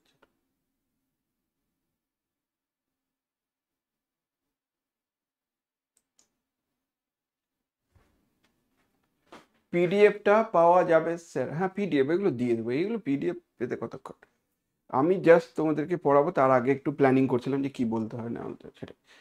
কারণ আমার সবসময় মনে হয়েছিল যে ইন্টারভিউর জন্য না আলাদা করে ঘটা করে ওরকম কিছু বলার নেই, তবু তোমরা একদম নাছোড়বান্দা। একজন আমাকে বলছে, স্যার আপনি যা বলবেন তাতেই নাকি ওর উপকার হবে। বলছে যা বলবেন, আপনি যদি যা বলুন সেটা নাকি আমার উপকার হবে। স্যার আমার খুব নার্ভাস, ভয় পাচ্ছি, খুব চাপে আছি, আপনি যা হোক কিছু ক্লাসটা করুন অন্তত। অন্তত মাঝে মাঝে দুই একজন বলে যে স্যার আপনি, আপনার সঙ্গে যে একটু কথা হচ্ছে এটাই আমাদের অনেক বড় পাওনা, সেটাও বলে। সেই কারণেই আমি বললাম, পরের দিন আবার একটু হয়তো ভাবাবো। যাই হোক, আর একটা কি কথা বলতে বলতে ভুলে গেলাম। তো সেটা হচ্ছে যে হ্যাঁ, আচরণগত, টিচারের আচরণটা কিন্তু খুব দরকার। টিচারের আচরণ এমন হওয়া উচিত যে ছাত্র দীর্ঘদিন যেন মনে রাখে যে না, ওই স্যার, ওই টিচারের কাছে আমি কিছু শিখেছি। যেমন আমি আমার নর্মাল একটা উদাহরণ দিচ্ছি, যে যখন আমি নতুন স্কুলে জয়েন করি তখন বাইরে থেকে খেয়ে যেতাম না, একটা হোটেলে গিয়ে খেতাম। ঠিক ক্লাস শুরু মানে স্কুলে ঢুকবো তার আগে খেতাম। দিয়ে আমি, স্যার আপনি এই স্কুলের টিচার? আমি যে হ্যাঁ। বলছে ওই স্কুলের টিচার স্যার, একে স্যার বলে, অপূর্ব কুণ্ডু স্যার বলে একজন স্যার আছে, খুব রাগী স্যার, দারুণ রাগী, খুব মারতো। বললো, আর তারপরে বলছে স্যার এত সুন্দর করে পড়াতো না, দিয়ে এখনো আমার মনে আছে স্যার কি পড়াতো না পড়াতো, কিন্তু খুব রাগী। অর্থাৎ তুমি রাগী, কিন্তু পড়ানোর সময় আবার তুমি ঠিকঠাক পড়াচ্ছ। পড়ানোর, কারণ আমাদের মেইন অস্ত্র হচ্ছে পড়ানোটা। এমনিতেও ম্যাথমেটিক্সের টিচারকে না সবাই ভয় পায়। আর ম্যাথমেটিক্সের টিচারের সব থেকে বড় কথা কি বলতো, টিচারকে কখন ছাত্র ভালোবাসবে? যখন সে সাবজেক্টটা বুঝতে পারছে। সে সাবজেক্টই বুঝতে পারছে না, তো টিচারের প্রতি তার রেসপেক্ট তৈরি হবে? ওই জন্য ম্যাথমেটিক্সের টিচারকে দেখলে অনেকে দূর দূরান্তে চলে যায়, দূরে চলে যায়। কিন্তু যারা first second third fourth girl boys, তারা দেখবে তোমার কাছাকাছি আসছে, কারণ ওর ম্যাথমেটিক্সটা ভালো লাগে সেই জন্য। তো ন্যাশনাল এডুকেশন পলিসির আন্ডারে কি কি আছে এইগুলো একটু রেডি করে রাখবে। আর বিশেষ করে বিভিন্ন রকম বোর্ডের সংক্রান্ত তোমাকে প্রশ্ন করতে পারে, এসএসসির কাজ কি, কি কি কাজ করে, বা ডব্লিউবিএসসির কাজ কি, ডব্লিউবি তোমার এটা সেকেন্ডারি এডুকেশন, এটা হচ্ছে হায়ার সেকেন্ডারি এডুকেশন, এই দুটোর মধ্যে পার্থক্য কি, স্কুল একাডেমিক ক্যালেন্ডার কি, দায়িত্ব সম্পর্কে প্রশ্ন যদি জিজ্ঞাসা করে যে স্কুল একাডেমিক ক্যালেন্ডার, তারপরে রুটিন সংক্রান্ত কোশ্চেন জিজ্ঞাসা করতে পারে, কে রুটিনগুলো করে, কার ওটা দায়িত্বের মধ্যে পড়ে, এরকম কোশ্চেন জেনে রাখার দরকার আর কি। আর সব থেকে বড় কথা হচ্ছে কমিউনিকেশন স্কিল, কথা বলার ধরনটা কমিউনিকেশন স্কিল। সেটা কমিউনিকেশন স্কিল মানে তোমাকে ইংরেজিতে বলতে হবে তা নয়, তুমি তো ইন্টারভিউ ইংরেজিতে দেবে না। তুমি তোমার যে সাবজেক্ট জানো, সেই তোমার যে ল্যাঙ্গুয়েজ জানো, তোমার যে মাদার ল্যাঙ্গুয়েজ, সেটা দিয়েই তুমি ইন্টারভিউ দেবে। তাহলে তুমি বাংলাতে যখন ইন্টারভিউ দিচ্ছ, তো তোমার আত্মবিশ্বাস, তোমার কনফিডেন্স প্রত্যেকটা কথার মধ্যে প্রকাশ পাবে। তো আত্মবিশ্বাসী ভঙ্গিতে কথা বলো, এবং খুব কনফিডেন্স দিয়ে কথা বলো। এবার অনেকে এরকম হয় যে খুব কনফিডেন্স হয় কিন্তু ভুল ভাল কনফিডেন্স, যেটাকে বলে ওভার কনফিডেন্স। এবং আমি বলছি কিন্তু ভুল উত্তর দিয়ে যাচ্ছি, বারংবার ভুল উত্তর দিয়ে যাচ্ছি, কনফিডেন্স দিয়ে ভুল উত্তর দিচ্ছি, সেটাও আবার নেগেটিভ ইম্প্যাক্ট ফেলতে পারে। সেই জন্য আত্মবিশ্বাস নিয়েই কথা বলো। যদি না পারো তাহলে পরিষ্কার করে বলো যে না স্যার এই মুহূর্তে আমার এটা জানা নেই, সেটাও করতে পারো। যে এই মুহূর্তে আমি এটা জানি না, সেটাও করতে পারো। তারপর জিজ্ঞাসিত প্রশ্নের উত্তর সংক্ষেপে আর স্পষ্টভাবে দাও। মানে যেটা বলবে পয়েন্ট টু পয়েন্ট বলতে হবে। এমন নয় যে আমি কোশ্চিন একটা কিছু বললো, দেখলাম যে ওই কোশ্চিনটা আমি পারছি না, ওর কাছাকাছি অন্য একটা কোশ্চিন আছে সেটা উত্তর দিয়ে চলে গেল, বা ওই কোশ্চিন উত্তর দেওয়া শেষ হয়ে গেছে, বলছে স্যার আরো কিছু বলবো, তার মানে আরো কিছু বলতে শুরু করে দিয়েছো। অর্থাৎ তুমি ঘাটাচ্ছ, মানে মনে হচ্ছে যেন তোমার 30 সেকেন্ডে যে কোশ্চিনের উত্তর বলা হয়ে যেত, সেটা তুমি 3 মিনিট ধরে বলছো, সেটা তো ঘাটানো হলো। ওই জন্য একদম কম্প্যাক্ট ফর্মে স্পষ্টভাবে উত্তর দেবে। না পারলে তো নাই বলবে, নাটাকে নাই বলতে হয়। স্যার আমার কি মনে পড়ছে, দাঁড়ান একটু ওয়েট করুন স্যার, একটু কিছুক্ষণ ওয়েট করুন, সেটাও বলা যাবে না। আর বাংলায় বোঝাতে পারে, তবে প্রয়োজনে কিছু কিছু তুমি ইংরেজি টার্ম ব্যবহার করতে পারো। ম্যাথমেটিক্যাল টার্ম কখনো তোমরা ভেবো না যে স্যার মনে হয় এই টার্মটার ইংলিশটা জানে না, না, স্যার ইংলিশটাই বেশি স্বাচ্ছন্দ্য পছন্দ করবে। তো তুমি ইংরেজি টার্মটাও ইউজ করতে পারো, ইংরেজি টার্ম ইউজ করা উচিত, বা ইংরেজি টার্মটা ব্যবহার করা যেতে পারে, নো প্রবলেম, কিন্তু বাংলায় বলছো নো প্রবলেম। আর কি, বডি ল্যাঙ্গুয়েজ, সেটা খুব দরকার। বডি ল্যাঙ্গুয়েজটা খুব দরকার। একদম মেলমেলে করে কথা বললে হবে না, কথা বলার সঙ্গে স্পষ্ট কথা যেমন বলছো, তোমার বডি ল্যাঙ্গুয়েজটাও ঠিকঠাক থাকতে হবে। সেটা কি জানো তো, এই কনফিডেন্সগুলো তখনই তৈরি হয় যখন তোমার মধ্যে ভয় ভীতিটা কম আছে, ও যা হবে হবে, পাবো না পাবো সেটা পরের ব্যাপার, কিন্তু আজকের দিনে আমি সেরা পারফর্ম করে যাব। এই ভয় ভীতিটা যদি কমিয়ে দিতে পারো, তার বডি ল্যাঙ্গুয়েজ অটোমেটিক্যালি তোমার বেড়ে যাবে। বিনয়ী হতে হবে, পেশাদার টাইপের হতে হবে, প্রফেশনাল টাইপের হতে হবে, যে না আমি ইন্টারভিউ যখন দিতে এসেছি তা আমি একটু প্রফেশনাল টাইপের হব, বডি ল্যাঙ্গুয়েজটা আমার ঠিক থাকতে হবে। আর আরেকটা কথা বলা আছে, সেটা হচ্ছে যে নথি বা ডকুমেন্টস, ইন্টারভিউ বোর্ডে যাওয়ার সময় ডকুমেন্টস কিন্তু ঠিকঠাক নিয়ে যেতে হবে। আমি বলছি কেন? ধরে নাও ওখানে গিয়ে দেখছো যে বিএড এর সার্টিফিকেট আনতে ভুলে গেছো, তারপরে মাকে ফোন করছে, বাবাকে বলছে বাবা আমি তো এটা আনিনি, তুমি ওটা নিয়ে আসো। আর বাবা মায়ের বাড়ি হচ্ছে মালদা, মালদা থেকে ট্রেনে করে আসবে, নাহলে কোনো বাইক নিয়ে আসবে, নাহলে গাড়ি নিয়ে আসবে পার্সোনাল, এতে না তোমার ইন্টারভিউ খারাপ হয়ে যাবে। তো ইন্টারভিউ ভালো করতে গেলে ওখানে গিয়ে যেন এরকম না হয় যে আমার এই ডকুমেন্টস নেই, ওই ডকুমেন্টস নেই, সেটা যেন না হয়। তাহলে ডকুমেন্ট সুন্দর করে সাজিয়ে রাখতে হবে, কারণ এইগুলো না, বলে না যে এই যে যেটা বলছিলাম যে বডি ল্যাঙ্গুয়েজ, এই বডি ল্যাঙ্গুয়েজের উপর এফেক্ট পড়বে, তোমার কনফিডেন্স হারিয়ে ফেলবে। একে তো তুমি ইন্টারভিউ দিতে যাবে, তার জন্য তোমার বলে না হার্টবিট বেড়েছে, আর এটার জন্য আরও হার্টবিট বাড়বে। আর মানুষের যদি হার্টবিট বাড়ে, তো অসুস্থ ওখান থেকে শুরু হয়। বলে না যে আমরা মনের অসুখ বা অসুস্থ হয়ে গেছি, কেউ কেউ এমনও আছে যে কিছুই তার অসুখ নয়, কিছুই নেই, কিন্তু হার্টবিটটা খুব বেশি চলে, প্রচুর, মানে একটুতেই ভয় পায়, ভয় কিছু একটা হলেই ওই হার্টবিট বেশি হলেই কিন্তু মানুষের অসুস্থ ভাব চলে আসে। তো সেটা যেন না হয়, সেই জন্য অ্যাডমিট কার্ড, তোমার এডুকেশন সার্টিফিকেট যেগুলো আছে, বিএড, এনসিআরটি, যা কাস্ট সার্টিফিকেট বা এজ প্রুফ, ফটো আইডেন্টিটি, যা যা আছে এটা সুন্দর করে সাজিয়ে নিতে হবে। আর পোশাকটাও কিন্তু ফর্মাল আর শান্ত রঙের হবে, একদম সাদা পোশাক পরে যেতে পারো বা কালো প্যান্ট পরে যেতে পারো। যদি ছেলে হয়, আর মেয়েরা মোটামুটি শাড়ি পরেই যাবে, শাড়িটা প্রেফারেবল, শাড়ি ছাড়াও এমনি অন্য কিছু পরে যাওয়া যেতে পারে, কিন্তু একদম পরিপাটি করে যাবে, ফিটফাট হয়ে যাওয়ার দরকার আছে। আর যেটা আমি তোমাদেরকে টিপস যেটা বলছি, সেই টিপসটা হচ্ছে যে ডেমোস্ট্রেশন যেহেতু আছে, 10 নাম্বার ডেমোস্ট্রেশন মানে কিন্তু অনেক কিছু হতে পারে। তো ডেমোস্ট্রেশনের জন্য আমি বারবার বলছিলাম যে 2-3টে মক ইন্টারভিউ প্র্যাকটিস করতে হবে, এটা করতেই হবে। কেউ যদি মনে করে যে আমি স্যার কোন জায়গা থেকে সিলেক্ট করবো সেটা বুঝতে পারছি না, আমি যে এতগুলো টপিক্সের মধ্যে হয়তো কেউ বলতে পারো যে আমার স্যার লিমিট পড়াতে খুব ভালো লাগে, অর্থাৎ লিমিট মানে লিমিট কন্টিনিউটি ডেরিভেটিভ, মানে এইচএস লেভেলেরও হতে পারে টপিকসটা, তা লিমিট পড়াতে ভালো লাগে, তো লিমিটের ডেফিনেশনটা বলে বিভিন্ন রকম লিমিটগুলো তুমি মেনশন করতে পারো। তোমার ডেরিভেটিভটা পড়াতে ভালো লাগে, তো ডেরিভেটিভটা তুমি মেনশন করতে পারো। তুমি বলতে পারো স্যার আমার ট্রিগোনোমেট্রি টাইপের টপিক ভালো লাগে, সেটাও করতে পারো। তুমি অনার্স লেভেলে যে টপিকসগুলো আছে সেগুলোর মধ্যে কোনো একটা সিলেক্ট করে পড়াতে পারো, ম্যাট্রিক্স ডিটারমেন্ট পড়াতে পারো, সেট রিলেশনটা পড়াতে পারো, সেট রিলেশনটা সহজ একটা টপিক। সেট কোনগুলোকে বলে সেট না পড়িয়ে রিলেশনটা পড়াও, তা রিলেশনটা সহজ topic. Any subset of A cross A is called relation, তার রিলেশনের প্রকারভেদগুলো বলে দিলে সেই টাইপের কিছু একটা টপিকস নিয়ে পড়াতে পারো। বা তোমার পছন্দসই যেটা তোমার ভালো লাগে, স্বাচ্ছন্দ্য তুমি বোধ করো, মনে হয় সব টপিক্সই কিন্তু ঠিকঠাক পড়াতে পারবে। 5 মিনিট 6 মিনিট ম্যাক্সিমাম টাইম দেবে, ওই টাইমের মধ্যে পুরোটা জিস্ট করে বের করা যেন যায়, কিছুটা অন্তত প্রপার্টি বলা যায়, সব কিছু বলার জন্য অন্তত কিছু টপিকস, মানে এমন টপিক সিলেক্ট করবে যেন পুরোটা কভার করে একটা জিস্ট, মানে লাস্ট পর্যন্ত একটা জিস্ট করা যাচ্ছে। এমন বড় টপিক্স নিও না যে টপিক্সটা জিস্ট করতেই পারলাম না, তার আগে বলছি ঠিক আছে ঠিক আছে তুমি চলে আসো। এই যে চলে আসো, এটা মানে ইমপ্রেশন খারাপ হবে, লাস্ট পর্যন্ত যদি শোনে তাহলে বিশাল ব্যাপার। আমি জানি না ডেমনস্ট্রেশনে অতজন টিচারকে কি করে ডেকে এত কিছু ডেমনস্ট্রেশন নেবে, আমার কোনো ধারণাই নেই। হতে পারে অনেকগুলো ইন্টারভিউ বোর্ড তৈরি হবে, তবু খুব লেন্দি প্রসেস, এটা করা খুব টাফ ব্যাপার। কিন্তু আমি আমার ইন্টারভিউ নিক আর না নিক, যদি নাম্বার এমনি বসিয়ে দিল হতেও পারে, যা কিছু করতে পারে, কিন্তু প্রিপারেশন তো আমাকে নিয়ে যেতেই হবে। তো এই প্রিপারেশনটা সামনে ক্যামেরা রেখে হোয়াইট বোর্ডে মার্কার দিয়ে লিখতে পারো, চক ডাস্টার দিয়েও লিখতে পারো, নিজের মতো করে লিখে, লেখাটা খুব সুন্দর করে একটু লেখার চেষ্টা করবে।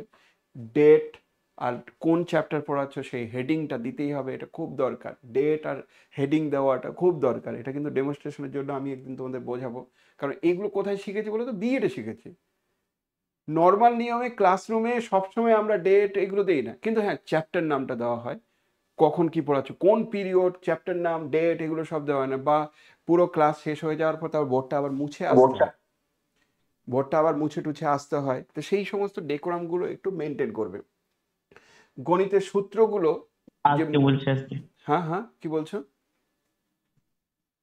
মোস্তাকিম, কি বলছো? হুম। স্যার বলছি ডেমো দেওয়ার সময় ডাইরেক্ট টপিকে ঢুকে যাব, নাকি ওই প্রথমে অ্যাটেনশন সিকিং করতে হবে? না, প্রিভিয়াস নলেজ বল। অ্যাটেনশন অবশ্যই। প্রিভিয়াস দিনে কি পড়িয়েছিলে? তুমি এমনি নর্মাল নিয়ে পড়লো, তাহলে আগের দিন কিন্তু আমরা এই টপিকসটা পড়িয়েছিলাম। তো এই টপিকে কোনো সমস্যা নেই তো? সব বুঝতে পেরেছিলে? আর সবসময় হাসি মুখে পড়াবে, তো একদম হাসি মুখে ইন্টারেস্ট। আর আর মাঝে মাঝে নাম জিজ্ঞাসা করবে যে অমুক রাজু, রাজু তুমি বলো, তুমি বুঝতে পেরেছিলে তো? বা রহিম, তুমি স্যার ঠিকঠাক বুঝতে পেরেছিলে তো? এই যে নাম ধরে বলা মানে ছাত্রছাত্রীগুলো, তুমি নাম ধরে তো দেখবে আমরা কোনো নাম ছাড়া যখন পড়াই না, তো ওরা ইন্টারেস্ট পায় না। হঠাৎ করে যে দুষ্টু বাচ্চা, তার যদি নামটা ধরে ডাকো না, সে স্যার আমার নামটা জানে, যখনই বলবে নামটা জানে, ও দেখবে নড়ে চড়ে বসবে, ও কিন্তু আর দুষ্টুমি করবে না। তো ওই ইন্টারাকশন করে করে পড়াতে হবে। আর সব সময় আই কন্ট্যাক্টটা দারুণ দরকার। আমি আমার কলেজের স্যারকে দেখেছিলাম পড়াচ্ছে আর উপরের দিকে তাকাচ্ছে। তো এইভাবে যখন উপরের দিকে তাকায় না, তো কনফিডেন্সটা আসে না। স্যার ভালো পড়াতো, কিন্তু এরকম একদম কর্নারে তাকিয়ে তাকিয়ে পড়াতো, কে দেখলো, কে লিখলো, কে এ করলো না, এটা দেখতো না। আমার আমার টেকনিক কি, ধরো আমি যদি সামনে সামনে যদি এখানে থাকে, তা আমি তারপরে গিয়ে দেখবো যে তুমি লিখছো না কেন। অর্থাৎ আমি যে জিনিসটা লিখে দিলাম, তারপর আমি বললাম, "তুমি লিখলে না কেন? তো এটা বাড়িতে গিয়ে লিখবে।" আমি তখন বলি যে বাড়িতে গিয়ে লিখবে। আচ্ছা, আমি এটা মুছে দেওয়ার পর তারপর লিখবে? না, কে লিখে দেবে? মা লিখে দেবে, বাবা লিখে দেবে, কে লিখে দেবে? তো তুমি লিখলে না কেন? লিখে নাও, লিখে নাও, তাড়াতাড়ি লিখে নাও। আর যেই বলে দেবো তাড়াতাড়ি লিখে নাও, আমি ওয়েট করছি, তোমার জন্য ওয়েট করছি। এটা মানে কি হচ্ছে, ছেলেটার প্রতি আমার আহ, একটা আলাদা গুরুত্ব দিলাম। ওই ছেলেটাও বললো যে না, আমার জন্য স্যার ওয়েট করলো, পেজটা মুছে দেয়নি। তা আমি, তুমি ঠিক আছে তাড়াতাড়ি লিখে নাও, কোন জায়গায় সমস্যা হচ্ছে একটু সামনে গিয়ে যে একটু ওকে একটু ওর পেনটা দিয়ে যে কিছুটা লিখে দেওয়া, এটাও একটা ইমপ্রেশন ক্রিয়েট করে। সেগুলো তো নিজের মতো করে হবে, আর হাঁটাচলা করেই স্যার পড়াবে। বল। হ্যাঁ স্যার বলছি, ডেমনস্ট্রেশনের জন্য আমরা কি অনার্স লেভেলের কয়েকটা টপিক রেডি করব, নাকি 9-10-এর থেকে কোনটা, মানে নাইন মানে টেন সেটাই লেভেলে করতে জানতে পারো, চাইছিলাম। 9-10 লেভেলে হুম। করতে পারো, কিন্তু সাধারণত আমরা অনার্স লেভেলেরই করি। এবার তুমি যদি 9-10 লেভেলের করো, অসুবিধা কিছু নেই। কথা বোঝা গেছে? আচ্ছা। 9-10 হুম হুম। 11-12 লেভেলের করলে কোনো অসুবিধা নেই। কিন্তু যে লেভেলেরই করো, আচ্ছা তুমি কোনটাতে স্বাচ্ছন্দ্য করছো। যদি মনে করো যে আমি ইংরেজিতে লিখবো স্যার, তাহলে ইংরেজিতে লিখলে তুমি 11-12 বা অনার্স লেভেলের কোনো টপিক্স দিয়ে করতে পারো, ইংরেজি টার্ম দিয়ে লিখতে পারো। আর তুমি যদি বাংলায় লিখো স্যার, তাহলে 9-10 11-12 বাংলা দিয়ে লিখছো, সেটা তুমি জিওমেট্রি থেকে পড়াচ্ছো, তো জিওমেট্রি তুমি ইংরেজি এই বাংলাতে করছো, সেটা করতে পারো, কোনো অসুবিধা নেই। ডেমনস্ট্রেশনে আলাদা করে কিছু বলা নেই, যে ডেমনস্ট্রেশন মানে তুমি তোমার হ্যালো। টপিক্সে পড়াচ্ছ। বলো। হ্যালো আর স্যার। স্যার আরেকটা জিনিস একটু জিজ্ঞেস করতাম।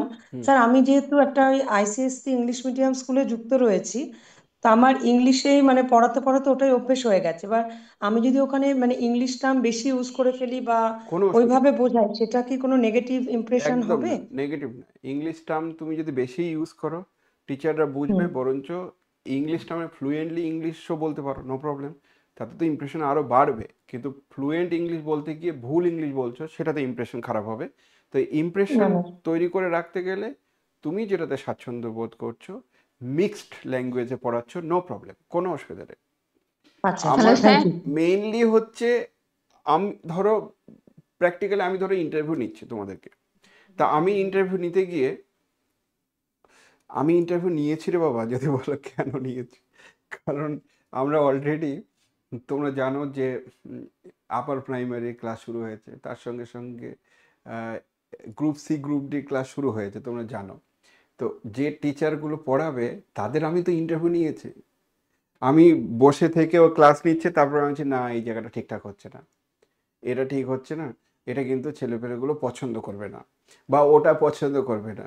এটা মানে কি, আমার মনে হচ্ছে যে ও এই স্টাইলে পড়ালে এই মুহূর্তে ছেলেপেলেগুলো পছন্দ করবে, ক্লিক করবে। আর যদি না পছন্দ করে, সে দেখবেই না। এরকম আমার অভিজ্ঞতা আছে। কেমিস্ট্রির একজন টিচারকে আমরা পাস পড়ানোর জন্য নিয়েছিলাম, এই অভিজ্ঞতাগুলো আছে। তা প্রথম দিন আমি বললাম কেমিস্ট্রিটা এখানেই পড়ানো হবে, তোমরা কেমিস্ট্রির জন্য জয়েন করো। 70-80 জন জয়েন করে গেল গ্রুপের মধ্যে। ক্লাস শুরু করার সময় প্রথম দিন 40-50 জন ক্লাস করলো, তারপরের দিন 2-3 জন ক্লাস করলো, তারপরের দিন ক্লাসে কেউ জয়েনই করছে না। অর্থাৎ 3টে ক্লাসের মধ্যে ওই টিচার আর চলবে না বলে দিল। কিন্তু টিচার দারুণ পড়াচ্ছিল। কেন? কারণ টিচারের কোয়ালিটি খুব ভালো, দারুণ পড়াচ্ছিল। কিন্তু ও ইংরেজিতে পড়াচ্ছে বা ইংরেজিটা বেশি ইউজ করছে, দিয়ে আর ছেলেপেলেগুলো কেউ জয়েন করছে না। আমাকে বলছে কি সমস্যা হচ্ছে বলো তো, বলছে স্যার এই এই প্রবলেম, সেই জন্য আমরা স্যার পড়বো না। আমি ঠিক আছে, তাহলে আমি বিকল্প ব্যবস্থা করছি।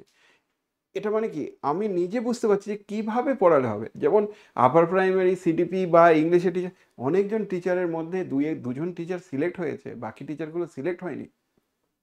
কারণ বাকি টিচারগুলো আমি বুঝতে পেরেছি যে না, খুব একটা কোয়ালিটি নেই। যে টিচারকে আমি সিলেক্ট করলাম সেই টিচারের কোয়ালিটিটা দেখতে হবে।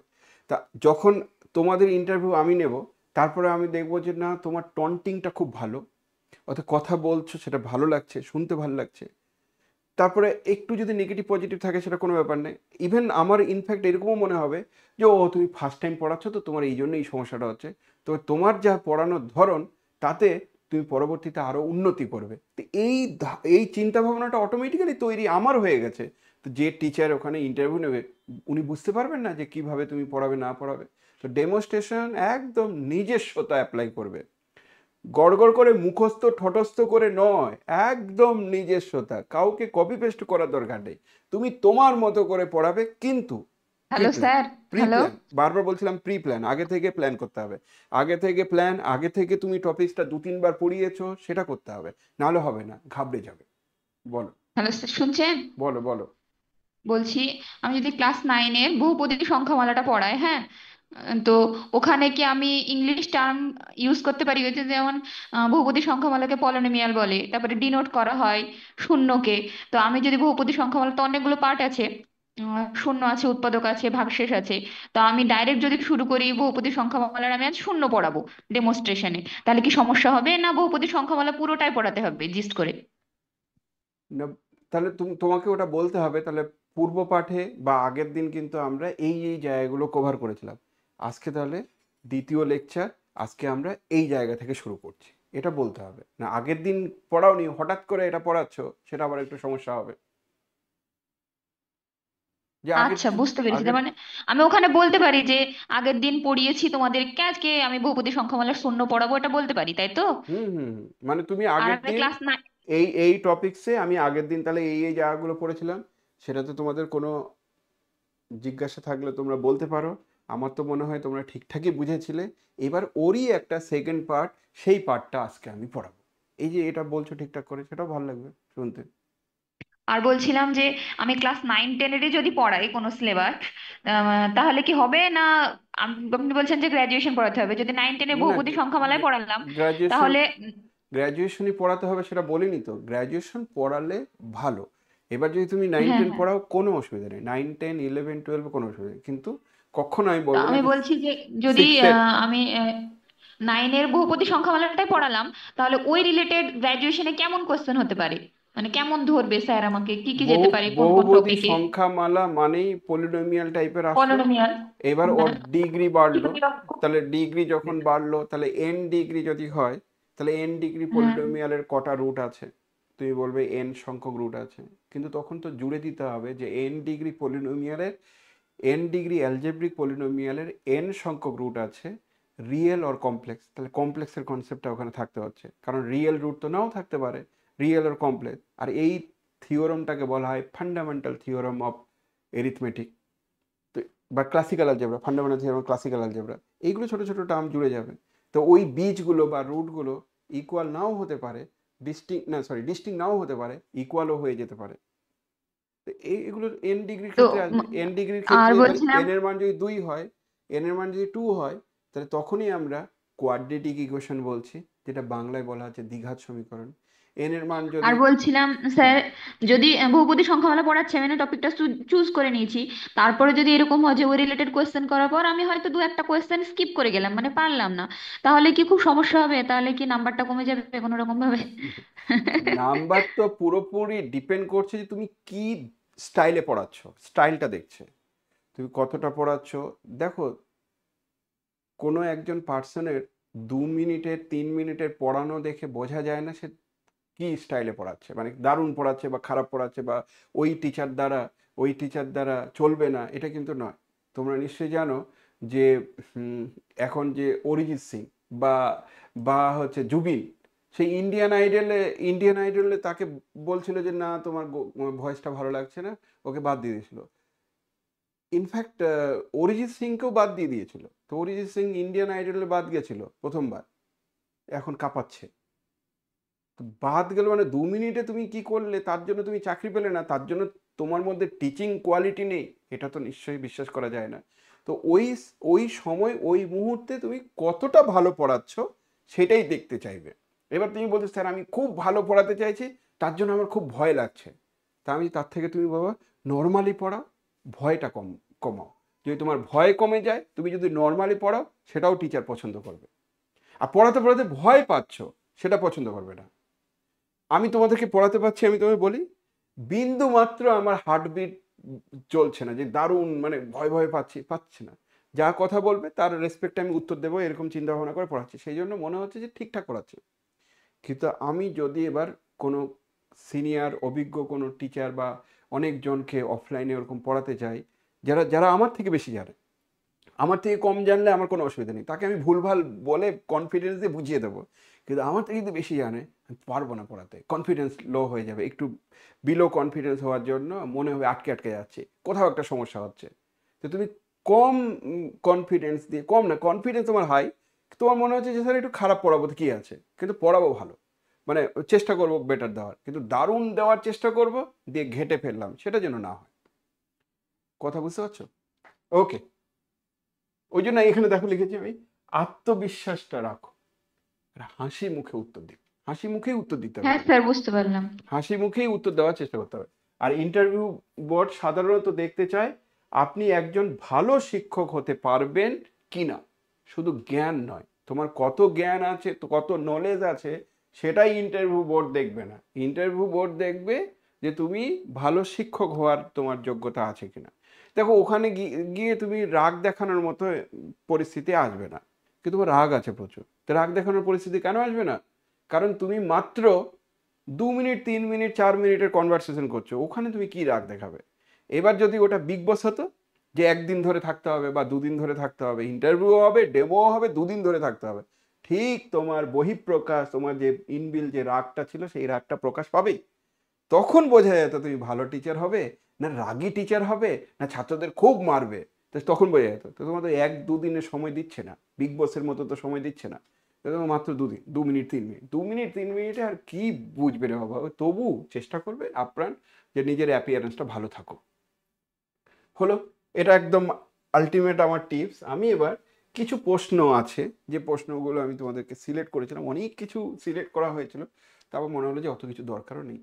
যে ধরো কোশ্চিন তো করতেই পারে যে ম্যাথমেটিক্স কি, তো ম্যাথমেটিক্স বা গণিত কি, তাহলে গণিত কি, সংখ্যা আকৃতি তাদের সম্পর্কে যে আহ, অধ্যয়ন, সেইগুলোই একটা যুক্তি নির্ভর ও সুনির্দিষ্ট নিয়মে যেটা চলে, সেটাই হচ্ছে গণিত। তাহলে গণিত কি? তারপরে বলছে যে অ্যালজেব্রা কি। তো অ্যালজেব্রাটা কি, মানে নর্মাল নর্মাল কিছু কিছু কথাবার্তা, যে অ্যালজেব্রা বলতে কি বুঝি। তাই অ্যালজেব্রা হলো এমন একটি শাখা যেখানে সংখ্যা বা রাশি পরিবর্তনের অক্ষর বা প্রতীক ব্যবহার করে বিভিন্ন সম্পর্ক প্রকাশ করা যায়। এটার মানে কিছুই না, অ্যালজেব্রা হচ্ছে যে রাশিগুলো নেওয়া হয় সেই রাশিগুলোকে বলা হয় অ্যাবস্ট্রাক্ট রাশি। অ্যাবস্ট্রাক্ট মানে এ বি এক্স ওয়াই। তাহলে অ্যাবস্ট্রাক্ট কথাটি মানে হচ্ছে বস্তু নিরপেক্ষ। অ্যালজেব্রারই একটা পার্ট হচ্ছে অ্যাবস্ট্রাক্ট অ্যালজেব্রা। অ্যাবস্ট্রাক্ট অ্যালজেব্রা কথাটি মানে কি, বস্তু নিরপেক্ষ বা বিমূর্ত টাইপের টপিক। বিমূর্ত মানে কি, এ বি সি ডি, যদি আমাকে বলে 2+3 কত, আমি চট করে বলে দেবো 5, কিন্তু a+b কত, তখন বিভিন্ন জন বিভিন্ন উত্তর দিতে পারে। a+b, কেউ কেউ আবার দুম করে বলে দেবে ab, না a+b মানে হচ্ছে এ ও বি এর সমষ্টি। তাহলে a+b লিখেছে মানে ওটাই অ্যালজেব্রা। তাই অ্যালজেব্রা হচ্ছে বিভিন্ন রাশি যেটা একটা প্রতীক বা একটা সিম্বল দিয়ে ডিনোট করে বিভিন্ন সম্পর্ক প্রকাশ করা যায়, তাকেই অ্যালজেব্রা বলে। এরিথমেটিক কি, অ্যালজেব্রা আর জিওমেট্রির মধ্যে সম্পর্ক কি? অ্যালজেব্রা, এরিথমেটিক মানে সংখ্যার সাধারণ ক্রিয়া নিয়ে কাজ করে, অর্থাৎ এরিথমেটিক যখন বললে হ্যালো স্যার, এরিথমেটিক, হ্যাঁ বলো। বলছি একটা প্রশ্ন করছিলাম। হুম। বলছি ওখানে ধরুন স্যারেরা তো আছেন মানে ডেমনস্ট্রেশনের জায়গাতে, তো আমি তো এমনি ধরুন ক্লাসে গেলে বলি যে তোমরা কি জানো বা তোমাদের এটা বিষয়টা এটার উত্তর কি বলো দেখি, এই ধরনের তো প্রশ্ন করি। কিন্তু ওখানে তো স্যারেরা থাকবে, আর আপনি ওখানে বলার তো এই ধরনের প্রশ্ন করতে পারছি না। আপনি বলার দরকার নেই, তুমি হ্যাঁ যখন আপনি তো বলবে। বলছি না, কিন্তু ধরুন প্রশ্নও কি করতে পারবো, ওনারা কি উত্তর দেবেন না তো ওই প্রান্ত থেকে? না উত্তর তাহলে দিলেও ফাঁকাতে করবে, যে ফাঁকা বেরিয়ে পড়বো। ফাঁকাতেই বলবে যে হ্যাঁ আমি হ্যাঁ তো তোমাদের এখানে আগের দিন বলেছিলাম তোমরা এটা জানো, কিছুক্ষণ একটু ওয়েট করলে আচ্ছা ঠিক আছে আমি বলে দিচ্ছি, এরকম একটু ওয়েট করলে এইভাবে বলবে। আগে থেকে তো তুমি, স্যাররাও জানে যে উনাদেরকে অ্যাজ এ স্টুডেন্ট হিসাবে ভেবেই আমি পড়াচ্ছি। তো সেটা তুমি শুরু করতে পারো যে আমি স্যার আজকে তাহলে আপনাদের পারমিশন নিয়ে আজকে ডেমো ক্লাসটা শুরু করি। আপনারা আজকে একটা দিনের জন্য আমার কাছে ছাত্র, ব্যাস শুরু করে দেবে। ঠিক আছে? তো এই সম্পর্কগুলো কি বলতে চাইছি সেটা, ফাংশন কি, অপেক্ষক কি, তো অপেক্ষক মানে ইনপুট আউটপুট থাকবে এরকম জিনিস, লিমিট কি যেগুলো জানো তোমরা, তুমি ইংরেজিতে বলতে পারো, ডেরিভেটিভ কি বা অন্তর্কলজ কি এইগুলো দরকার আছে, ইন্টিগ্রেশন কি, একদম নর্মাল কথাবার্তাগুলো। তা কোঅর্ডিনেট জিওমেট্রি কিভাবে উপকৃত হয়, পৃথকরাস উপপাদ্যটা কি, হঠাৎ করে তোমাকে বলতে পারে পৃথকরাস উপপাদ্য কি, পৃথকরাস উপপাদ্য দিয়ে কিভাবে বীজ বের করা যায় তার একটা ধারণা তোমাকে হয়তো দিতে পারে। তারপরে যেটা পাইটা কি, পাইয়ের তো অনেক গল্প আছে। তা পাইটা হচ্ছে যে বৃত্তের পরিধি আর ব্যাসের অনুপাতকে পাই বলে, এর আনুমানিক মান হচ্ছে 3 এত। পাই কিন্তু ইরেশনাল নাম্বার, পাই রেশনাল নাম্বার নয়। পাই 22/7 সঙ্গে সমানও নয়, কিন্তু তার অ্যাপ্রক্সিমেট ভ্যালু হচ্ছে পাই। ডিটারমিনেন্ট কি, রিলেশন ফাংশনের মধ্যে পার্থক্য কি, এরকম টাইপের ছোট ছোট কথাবার্তা। প্রবাবিলিটি কি, সম্বন্ধ তথ্য কি জিনিস, মিন মিডিয়ান কি জিনিস, এগুলো কি। তারপরে টিচিং এর যে প্যাডাগজির কোশ্চেনগুলো মাঝে মাঝে বলতে পারে, এইগুলো বিভিন্ন জনের বিভিন্ন অ্যান্সার হয়। এইগুলোর কোনো ইউনিক কোনো অ্যান্সার নেই, বারবার বলছি এটার ইউনিক অ্যান্সার নেই, কিন্তু তোমার নিজের মতো করে অ্যান্সারগুলো দিতে হবে। ছোট ছোট আমি পিডিএফটা তোমাদের দিয়েও দিচ্ছি, দিয়ে দিলে এখান থেকে করতে পারবে। আচ্ছা, এবার অনেকে বলে যে মানে গণিতের প্রতি ছেলেপেলেগুলোকে, এখানে আছে মনে হয়, যে কি বলছো বলো। ম্যাপিং আর ফাংশন কি একই? হ্যাঁ, ম্যাপিং আর ফাংশন একই, ম্যাপিং আর ফাংশন একই, ডেফিনেশনটা একই, দুটোর মধ্যে কোনো পার্থক্য নেই। অপেক্ষক ফাংশন দুটোই একই। ইনপুট ভেরিয়েবল একটা থাকলে আউটপুট ইউনিক হবে, দুটো তিনটে আউটপুট হতে পারে না, একটা ইনপুটের ক্ষেত্রে আউটপুট একটাই হবে। ইংরেজিতে বলা হচ্ছে যে কোনো একটা এলিমেন্ট যেটাকে আমরা প্রিমেজ বলি, তাহলে ওই এলিমেন্টের ইমেজ ইউনিক থাকতে হবে, ইউনিক ইমেজ যদি থাকে তাহলে ফাংশন হয়। দেখো, আপনি গণিত শেখাতে কি ধরনের পদ্ধতি ব্যবহার করবেন বলো। বলছি যখন ম্যাপিং হচ্ছে তখন তো হচ্ছে ফাংশনটা তো হচ্ছে ওই ডোমেন থেকে যখন কোডোমেনে চলে যাচ্ছে, মানে ইমেজটা তো তার ফাংশন হচ্ছে। ইমেজটা ফাংশন না, ফাংশন বা অপেক্ষক আর ম্যাপিং মানে চিত্রণ, দুটোই একই, তার ডোমেন সেট থাকবে, কোডোমেন সেট থাকবে। ঠিক আছে? এটা আমাকে আগেরবারে ইন্টারভিউতে জিজ্ঞেস করেছিলেন। আচ্ছা, দুটোই একই, কোনো পার্থক্য নেই, তাই তো পড়ে এসে উচিত। আচ্ছা, আপনি গণিত শেখাতে কি কি ধরনের পদ্ধতি অ্যাপ্লাই করবে, এইখানে যেটা বললাম না তখন, যে আমার কনসেপ্ট ক্লিয়ার করার জন্য আমি বিভিন্ন রকম বাস্তব উদাহরণ দেবো। এই যে বাস্তব উদাহরণের কথা বলছি, যখন যখন তুমি এরিথমেটিক পড়াচ্ছ, পাটিগণিত পড়াচ্ছ, তো পাটিগণিতের ইন্টারেস্ট গ্রো করা যায় কোন জায়গা থেকে জানো? যে পাটিগণিতটা ওদেরকে শুরুটাই এইভাবে বলা যে পাটিগণিতটাই একমাত্র দৈনন্দিন জীবনে কাজে লাগে। এই পাটিগণিত বা এরিথমেটিকটা তোমরা যেমন পড়েছো, তোমার বাবা মা দাদু দিদা সবাই কিন্তু পাটিগণিতটা পড়েছে যদি মাধ্যমিক পর্যন্ত পড়ে। পাটিগণিতের পরে যেটা আছে সেটা হচ্ছে চয়েস বেস, কেউ চয়েস করতে পারে, কেউ বলে যে আমি নিতে পারি, আর কেউ বলে নাও নিতে পারে। যদি সায়েন্স নিয়ে পড়ে তাহলে পরের দিকে অ্যালজেব্রাগুলো ক্যালকুলাসগুলো পড়বে, যদি আর্টস নিয়ে পড়ে তাহলে পড়বে না। কিন্তু দৈনন্দিন জীবনে যে জিনিসগুলো লাগবে সেটা হচ্ছে পাটিগণিত। তার মধ্যে সব থেকে বেশি কাজে লাগে কোথায়? একটু ব্যাংকে গেলেই তো বলবে যে এখন ফিক্সড ডিপোজিট করুন 8% সুদের হার, তাহলে পার্সেন্টেজটা কাজে লাগছে, প্রিন্সিপাল কাজে লাগছে। যখন সুদ বলছে, ইন্টারেস্ট বলছে, তাহলে সেই ইন্টারেস্টের দু ধরনের ইন্টারেস্ট আছে, একটা হচ্ছে সিম্পল ইন্টারেস্ট যেটাকে সরল সুদ কষা বলে, আরেকটা হচ্ছে তোমার কম্পাউন্ড ইন্টারেস্ট যেটাকে তোমরা চক্রবৃদ্ধি সুদ কথা বলছো, বা আর কি আছে কম্পাউন্ডিত, তাহলে চক্রবৃদ্ধি সুদ বলছো, রেকারেন্স বলছো। তো এটা তো দৈনন্দিন জীবনে লাগে। তারপরে অংশীদারি কারবার, সেটা দৈনন্দিন জীবনে লাগবে। লাভ ক্ষতি, সেটা দৈনন্দিন জীবনে লাগবে। তো পাটিগণিত পড়াতে গেলে ছাত্রদেরকে এই জিনিসটা বলতে হবে যে অন্তত অন্য কোনো সাবজেক্ট শেখো আর না শেখো, যেটা তোমার দৈনন্দিন জীবনে কাজে লাগবে সেই সাবজেক্টটা তোমাকে শিখতে হবে। এটা তোমার শিখতে হবে যে এই জায়গাগুলো আছে, দেখবে একদম প্র্যাকটিক্যাল ধরনের অঙ্ক হচ্ছে পাটিগণিত। তো এইটাতে কি হয়, ছেলেপেলেগুলোর ইমপ্রেশন তৈরি হয় যে না সত্যি তো স্যার পাটিগণিতটা বলছে, এটা শিখতে হবে, কারণ এটা তো আমি স্যার অংশীদারি কারবার যখন করব, পার্টনারশিপের বিজনেস করব, তখন তো আমার এটা কাজে লাগবে। আর ছেলেদেরকে তুমি যদি ইমপ্রেস করে দিতে পারো, দেখো একটা বিজনেস শুরু করতে চাইছো 3 বন্ধু মিলে, এত এত করে প্রফিট হবে, এই হবে, একটা মানে পার্সোনাল একটা নর্মাল একটা অঙ্ক যদি প্র্যাকটিক্যালি তুমি দেখিয়ে দিতে পারো, সেই ইন্টারেস্ট পেয়ে যাবে। একবার ইন্টারেস্ট পেলে মনে হবে যে না এই সাবজেক্টটা আমাকে শিখতে হবে, কারণ আমি তো বিজনেস করব, আমি তো চাকরি পাবো না। তো এই ধরনের ইমপ্রেশনগুলো তৈরি করার দরকার আছে। তো চার্ট মডেল আইসিটি যেটা বলেছে সেটা হচ্ছে স্মার্ট বোর্ডের কথা বলছে। আইসিটি একটা প্রজেক্ট যেটা তোমার ওয়েস্ট বেঙ্গলের যে কোনো স্কুলে নেই, কিছু কিছু স্কুলে আছে। সে আইসিটি প্রজেক্টে সেখানে স্মার্ট বোর্ড দেওয়া হয়, স্মার্ট বোর্ডের পরিবর্তে ভিডিও দেওয়া হয় যেটা প্রজেক্টর বলে। সেই প্রজেক্টরে ইনবিল একটা ছিল কি বলে তোমার ওএস ছিল, সেই ওএসে মানে প্রজেক্ট করে সেখানে লেখাও যায়, যেটাকে স্মার্ট বোর্ডে বলে, কেইয়ান বলে এটাকে বলা হয়। আমাদের স্কুলে আছে, 3খানা আছে। তো ব্যবহার করে ছাত্রদের বিষয়ে অনুভব করতে পারবো। তো এটা একটা পদ্ধতি। দুর্বল ছাত্রদের কিভাবে শেখাবে? দুর্বল ছাত্রদের তাহলে সহজ ভাষায় ধাপে ধাপে বোঝাবো। এটা তো একদম এখানকার ল্যাঙ্গুয়েজ, তুমি তোমার মতো করে ল্যাঙ্গুয়েজ ইউজ করবে।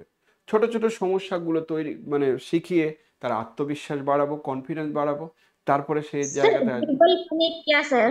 হ্যাঁ, इंग्लिश में एक बार पूछो ना। কোন दुर्बल माने দুর্বল মানে হচ্ছে আহ, দুর্বল মানে সেই তো, দুর্বল মানে कमजोर এভারেজ, খারাপ স্টুডেন্ট।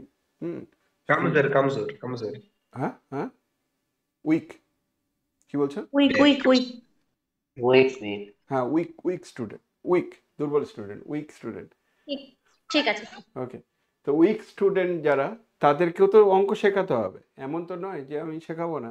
কিন্তু তোমরা যখন স্কুল লেভেলে পড়াতে শুরু করবে না, তখন বলবে যে স্যার কাদেরকে শেখাচ্ছি স্যার, এরা তো বাংলা লিখতেই পারে না, এরা তো রিডিংটাই পড়তে পারে না, এরা তো মানেই বুঝতে পারে না।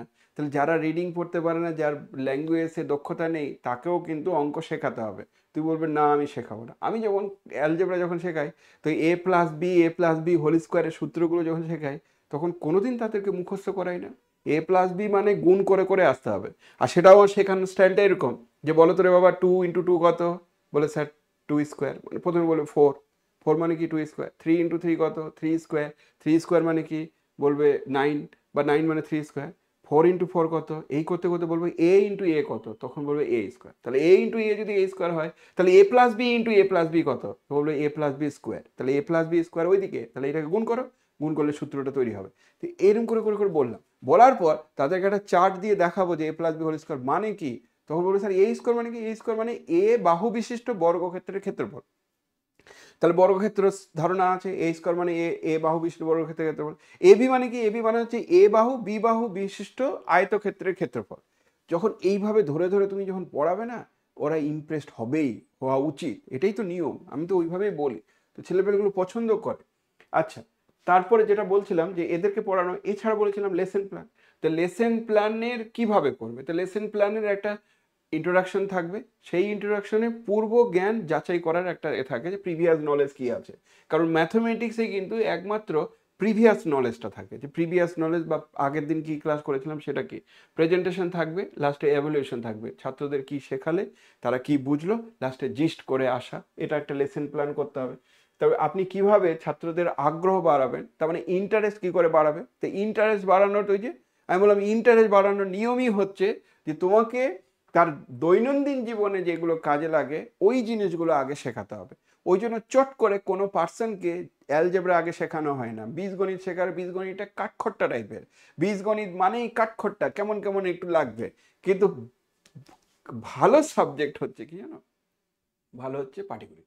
তো পাটিগণিত তুমি শেখাচ্ছ, তো আস্তে আস্তে করে পাটিগণিত, তাকে যখন টাকা সম্পর্কে কিছু বলতে চাইছো, সময়, দূরত্ব, এইগুলো বলছো, ছোট ছোট কিছু কুইজ গেম, মজার কিছু জিনিস যেগুলো বললে সে পছন্দ করবে। মাল্টিপ্লিকেশনটাই অন্য স্টাইলে হয়তো শেখালে, বা হয়তো সংখ্যা রেখার মাধ্যমে যোগ বিয়োগগুলো শেখালে, তো সেটাতে ইন্টারেস্ট যখন পাবে, তখন সে আলটিমেটলি ম্যাথমেটিক্সের প্রতি তার ভাব মানে দুর্বল ভাবটা বা আগ্রহটা, ইন্টারেস্টটা বাড়বে। ম্যাথমেটিক্সে ইন্টারেস্ট যদি না গ্রো করাতে পারো, সে কোনোদিন শিখবে না। তো ম্যাথমেটিক্সে ইন্টারেস্ট কী করে বাড়াবে, এগুলো তুমি তোমার মতো করে বলবে। আর একজন ভালো গণিত শিক্ষক কেমন হওয়া উচিত, ভালো গণিত শিক্ষক কেমন হওয়া উচিত, এটা কোনোদিন ইউনিক অ্যান্সার হতে পারে? ইউনিক অ্যান্সার হওয়ার কোনো জায়গা নেই এটা। তবু নিজের মতো করে বলতে পারো, বা এখানে বলতে পারো যে বিষয় জ্ঞানের প্রতি তার গভীর। এটা শুধু গণিত শিক্ষক কেন, ম্যাথমেটিক্সের শিক্ষক কেন, যে কোনো শিক্ষকই এটা হবে। তার নলেজ থাকতে হবে, সাবজেক্ট নলেজ আছে। আমাকে অন্য কিছু বলে আমি পারবো না, কিন্তু সাবজেক্টের প্রতি নলেজ থাকতে হবে, তার স্পষ্ট দক্ষতা থাকতে হবে। আর যেটা আমি প্রায় বলি, ধৈর্য শক্তি হতে হবে, ধৈর্যশীল হতে হবে। রেগে গেলে চলবে না, ওটা পারলি না বাস পট করে মেরে দাও। আর এমন থাপ্পড় মারলে, কাকে তুমি থাপ্পড় মারলে?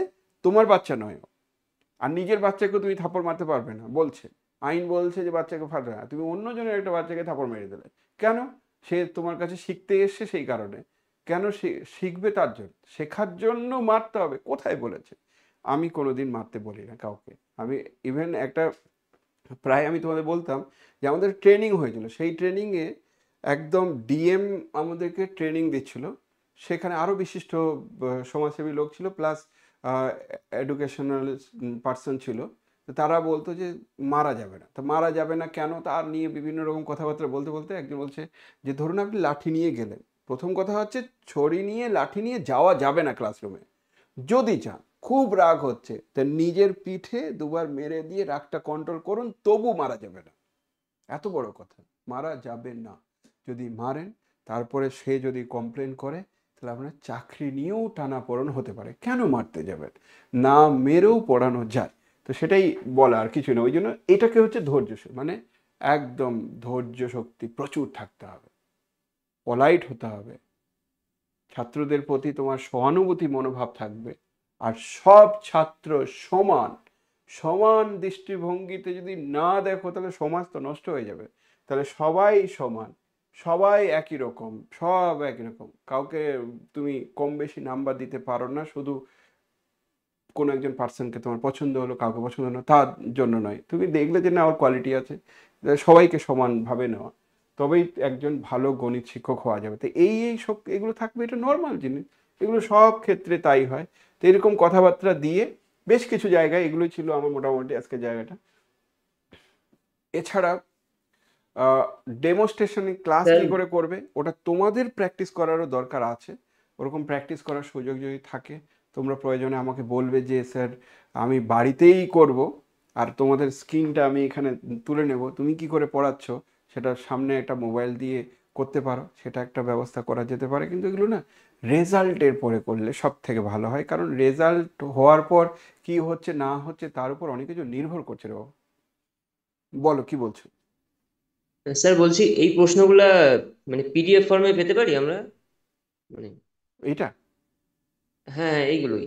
এটা আমি পুরোটাই পিডিএফ করে দিয়ে দিচ্ছি গ্রুপে। হ্যাঁ তাহলে একটু সুবিধা হতো। ঠিক আছে, এটা মোটামুটি একটা ধারণা দিলাম যে এই জিনিসগুলো হতে পারে।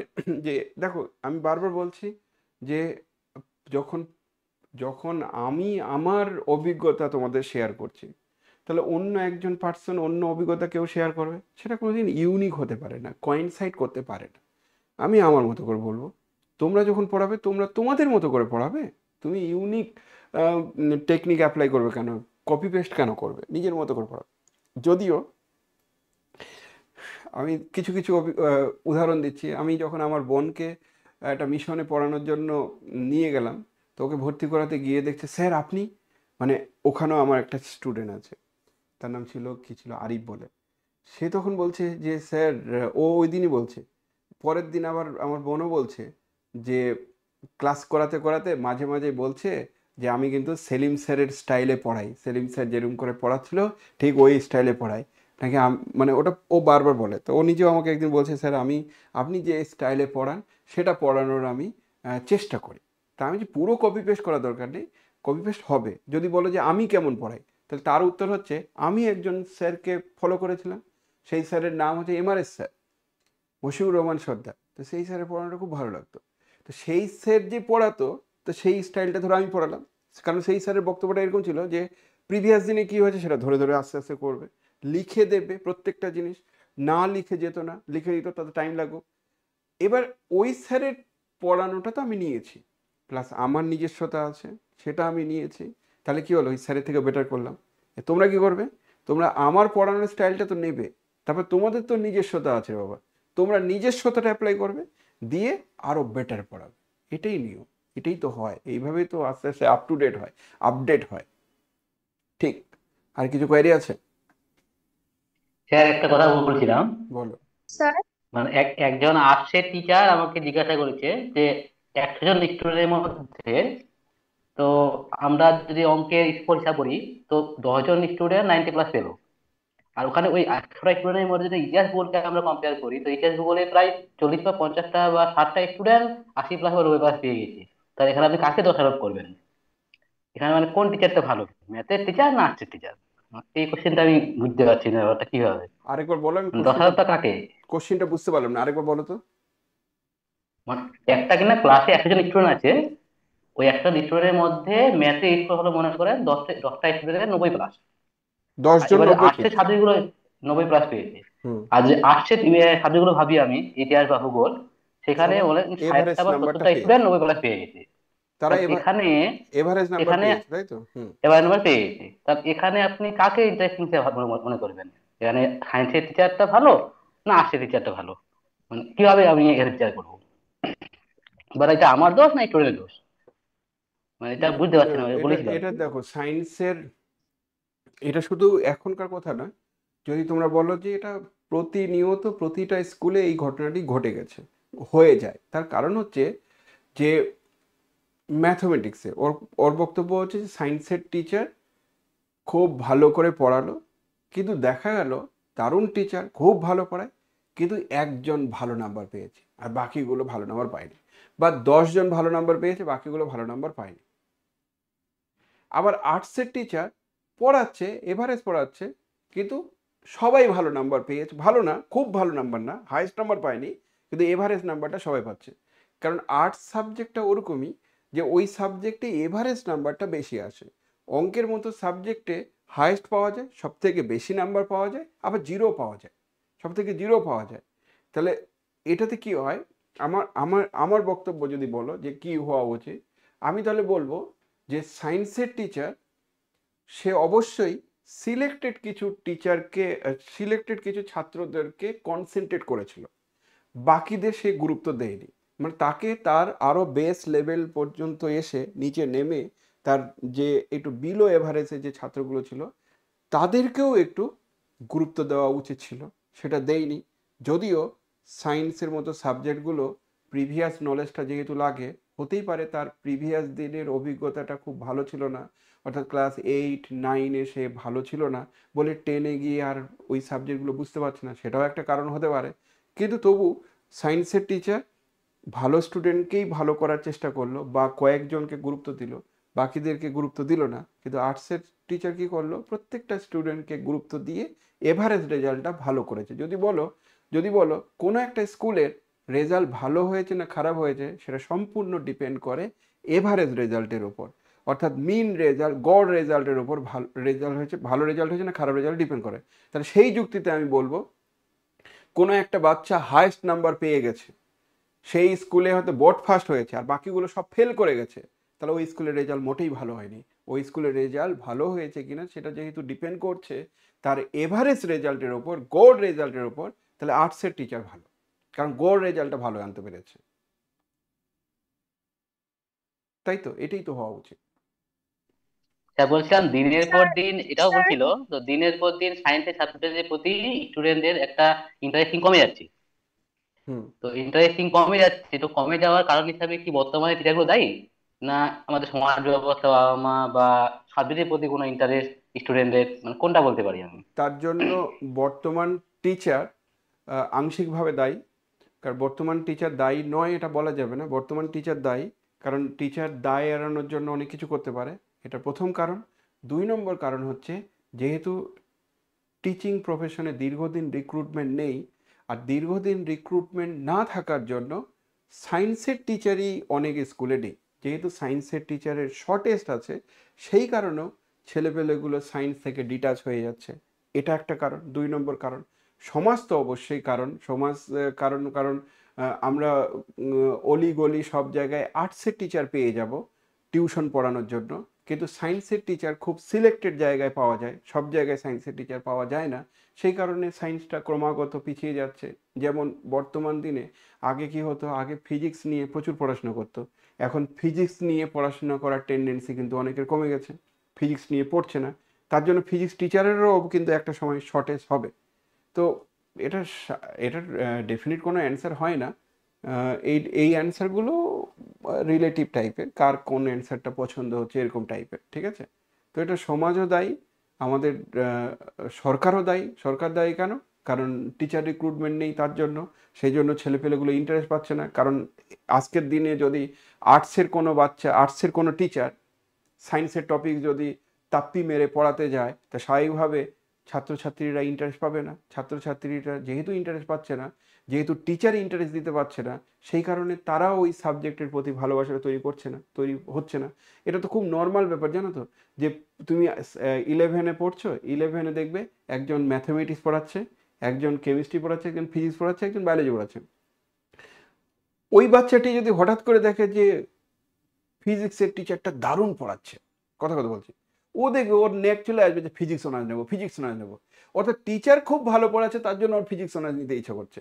আবার দেখবে কেমিস্ট্রির টিচার একদম বাজে পড়াচ্ছে, বলছে কেমিস্ট্রি স্যার খুব বাজে, আসলে কেমিস্ট্রি শক্ত সাবজেক্ট, কিন্তু কেমিস্ট্রি বাজে, ও কিন্তু কেমিস্ট্রি অনার্স নেওয়ার চিন্তা ভাবনা করবেই না। আবার ম্যাথমেটিক্সটা আমি তো স্যার ভালো বুঝতে পারছি, সব বাচ্চাদেরকে আমি টানছি না, কিছু জন বলছে দারুণ বুঝতে পারছি স্যার, ওই স্যার দারুণ পড়াচ্ছে, দেখবো ও ম্যাথমেটিক্স নিয়ে কেরিয়ার তৈরি করবে, সেটা নিয়ে প্ল্যানিং করছে। তো টিচারের উপর তো অবশ্যই ডিপেন্ড করে, এটা নর্মাল ব্যাপার। কিন্তু টিচার নেই, শর্টেজ, তার জন্য সায়েন্সের প্রতি শর্টেজটা চলে আসছে।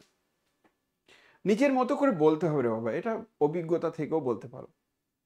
আচ্ছা স্যার, স্যার ওখানে মক নেবেন না আপনাদের সেন্টারে? কি মক দেবে বলো? স্যার ফিজিক্যালি ভার্চুয়ালি নয়, একটু ভয় আছে আর কি, এটাই। ফিজিক্যালি মক নিতে গেলে আমাকে যে প্ল্যানিং করতে হবে, সেই প্ল্যানিংটা অন্যরকম প্ল্যানিং হবে, এটাতে খুব একটা পজিটিভ কিছু হবে না, এতে নেগেটিভ স্যার উইকে ইম্প্যাক্ট একটা ডেমো ক্লাসের ব্যবস্থা করেন, আপনি থাকবেন না হলে সামনে, এখানে বসে আমরা একটু ক্লাস করবো। ইম্প্যাক্টটা বেশি হয়, নেগেটিভ ইম্প্যাক্ট বেশি হয়। স্যার একটা প্রশ্ন ছিল। বলে ফেলো। হ্যাঁ, বলছি যে বিষয়টা হচ্ছে কি, যে আমাদের তো সাবজেক্ট থেকে প্রশ্ন জিজ্ঞাসা করবেই, এটা তো বাস্তব কথা, কিন্তু আমার যেটা ভয় হয় প্রথম থেকেই হয়, তা কোথা থেকে প্রশ্ন জিজ্ঞাসা করবে, কত প্রশ্ন আছে, এবং সেগুলোতে ঘাবড়ে যাওয়ার সম্ভাবনা বেশি। এর আগে ইন্টারভিউতে আমি বিভিন্ন জায়গাতে এই সমস্যার সম্মুখীন হয়েছি, ভুলেও গেছি ভয়ে। তো এটার থেকে বেরিয়ে আসার সমস্যা মানে কি, সলিউশন সাবজেক্ট, কি? আমি বলি না যে সাবজেক্ট নলেজ, ইন্টারভিউটা এরকমই, যে ইন্টারভিউ তোমার এই যে এতদিনের যে অভিজ্ঞতার সঞ্চার হয়েছে সেটার বহিঃপ্রকাশ। তো তুমি এতদিনে কি শিখেছো? অনেক কিছু শিখেছে স্যার, শর্ট টার্ম মেমোরি থেকে লং টার্মও ঢুকে গেছে অনেক টপিক। তো যেগুলো তোমার লং টার্মে ঢুকে গেছে সেগুলো তোমার মনে থাকবে, ডাইরেক্ট অ্যান্সার দিয়ে দেবে। শর্ট টার্মে যেগুলো আছে সেগুলো মনে থাকবে না, তো এটা নর্মাল ব্যাপার। তো এতদিনের অভিজ্ঞতার তুমি জাহির করবে, স্বাভাবিকভাবে এটা একটা চাপের ব্যাপার। কিন্তু যেহেতু একটা সুযোগ আছে যে তুমি কোন জায়গা থেকে পড়ে এসছো, মানে কোন টপিকসটা তোমার ভালো লাগে, এটা বলার একটা সুযোগ আছে। যদি কোনোদিন কোনো টিচার যদি এটা বলে যে আমি অ্যালজেব্রা থেকে ভালো পড়ে এসেছি স্যার, বা অ্যালজেব্রাটা আমার ভালো লাগে, তাহলে তুমি ওই টপিকসটাকে ভালো করে গুলে খাওয়ার চেষ্টা করো। যদি এই সুযোগটা পেয়ে যাও, তাহলে অ্যালজেব্রা থেকে কোশ্চেন করলে যেন তুমি পেরে যাও। বা তোমার হয়তো ক্যালকুলাসটা ভালো লাগে, তাহলে ক্যালকুলাস থেকে কোশ্চেন করলে যেন পেরে যাও, তো ওরকম করে পড়ে যাবে। কিছু কিছু টপিক্সের উপর দক্ষতা রাখতে হবে। যদিও আমরা এসএসসি লেভেলে যে লেভেলে পড়িয়েছিলাম, সাবজেক্টের নলেজ কিন্তু কম বেশি আছে, আর যে নলেজটা আছে ওই নলেজ দিয়েই হয়ে যাবে। নতুন করে পড়তে গেলে আবার ধরে ধরে তো ওরকম পড়া যায় না, বইটা একটু উল্টে পাল্টে দেখো, ছোট ছোট ডেফিনেশনগুলো কি বলতে চাইছে। না হলে সব থেকে ভালো বংশীধর সাহুর বইয়ের একদম শর্ট ট্রিক টাইপের যেগুলো আছে সেগুলো একটু একবার করে পড়ে দেখো।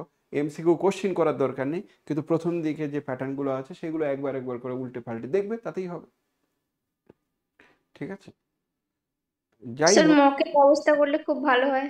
ওটা ওটা দেখা যাবে, রেজাল্টটা বেরো। আমি রেজাল্টের জন্য ওয়েটও করছি, সবার খুব ভালো রেজাল্ট হোক, এটা মনে প্রাণে চাইছি। যদি তোমার চান্স হয়ে যায়, চান্স মানে এই ইন্টারভিউর জন্য যদি তুমি ডাক পেয়ে যাও, তোমার কনফিডেন্স এমনিই ভালো হয়ে যাবে যে স্যার আমি ডাক পেয়ে গেছি, এটা কনফিডেন্স ভালো হবে। এই কনফিডেন্সের রেসপেক্টে দেখবে ঠিক 7 দিনে একটা দারুণ প্রিপারেশন নিয়ে ভালো পরীক্ষা দিয়ে দেবে, চিন্তা করার কোনো দরকার নেই।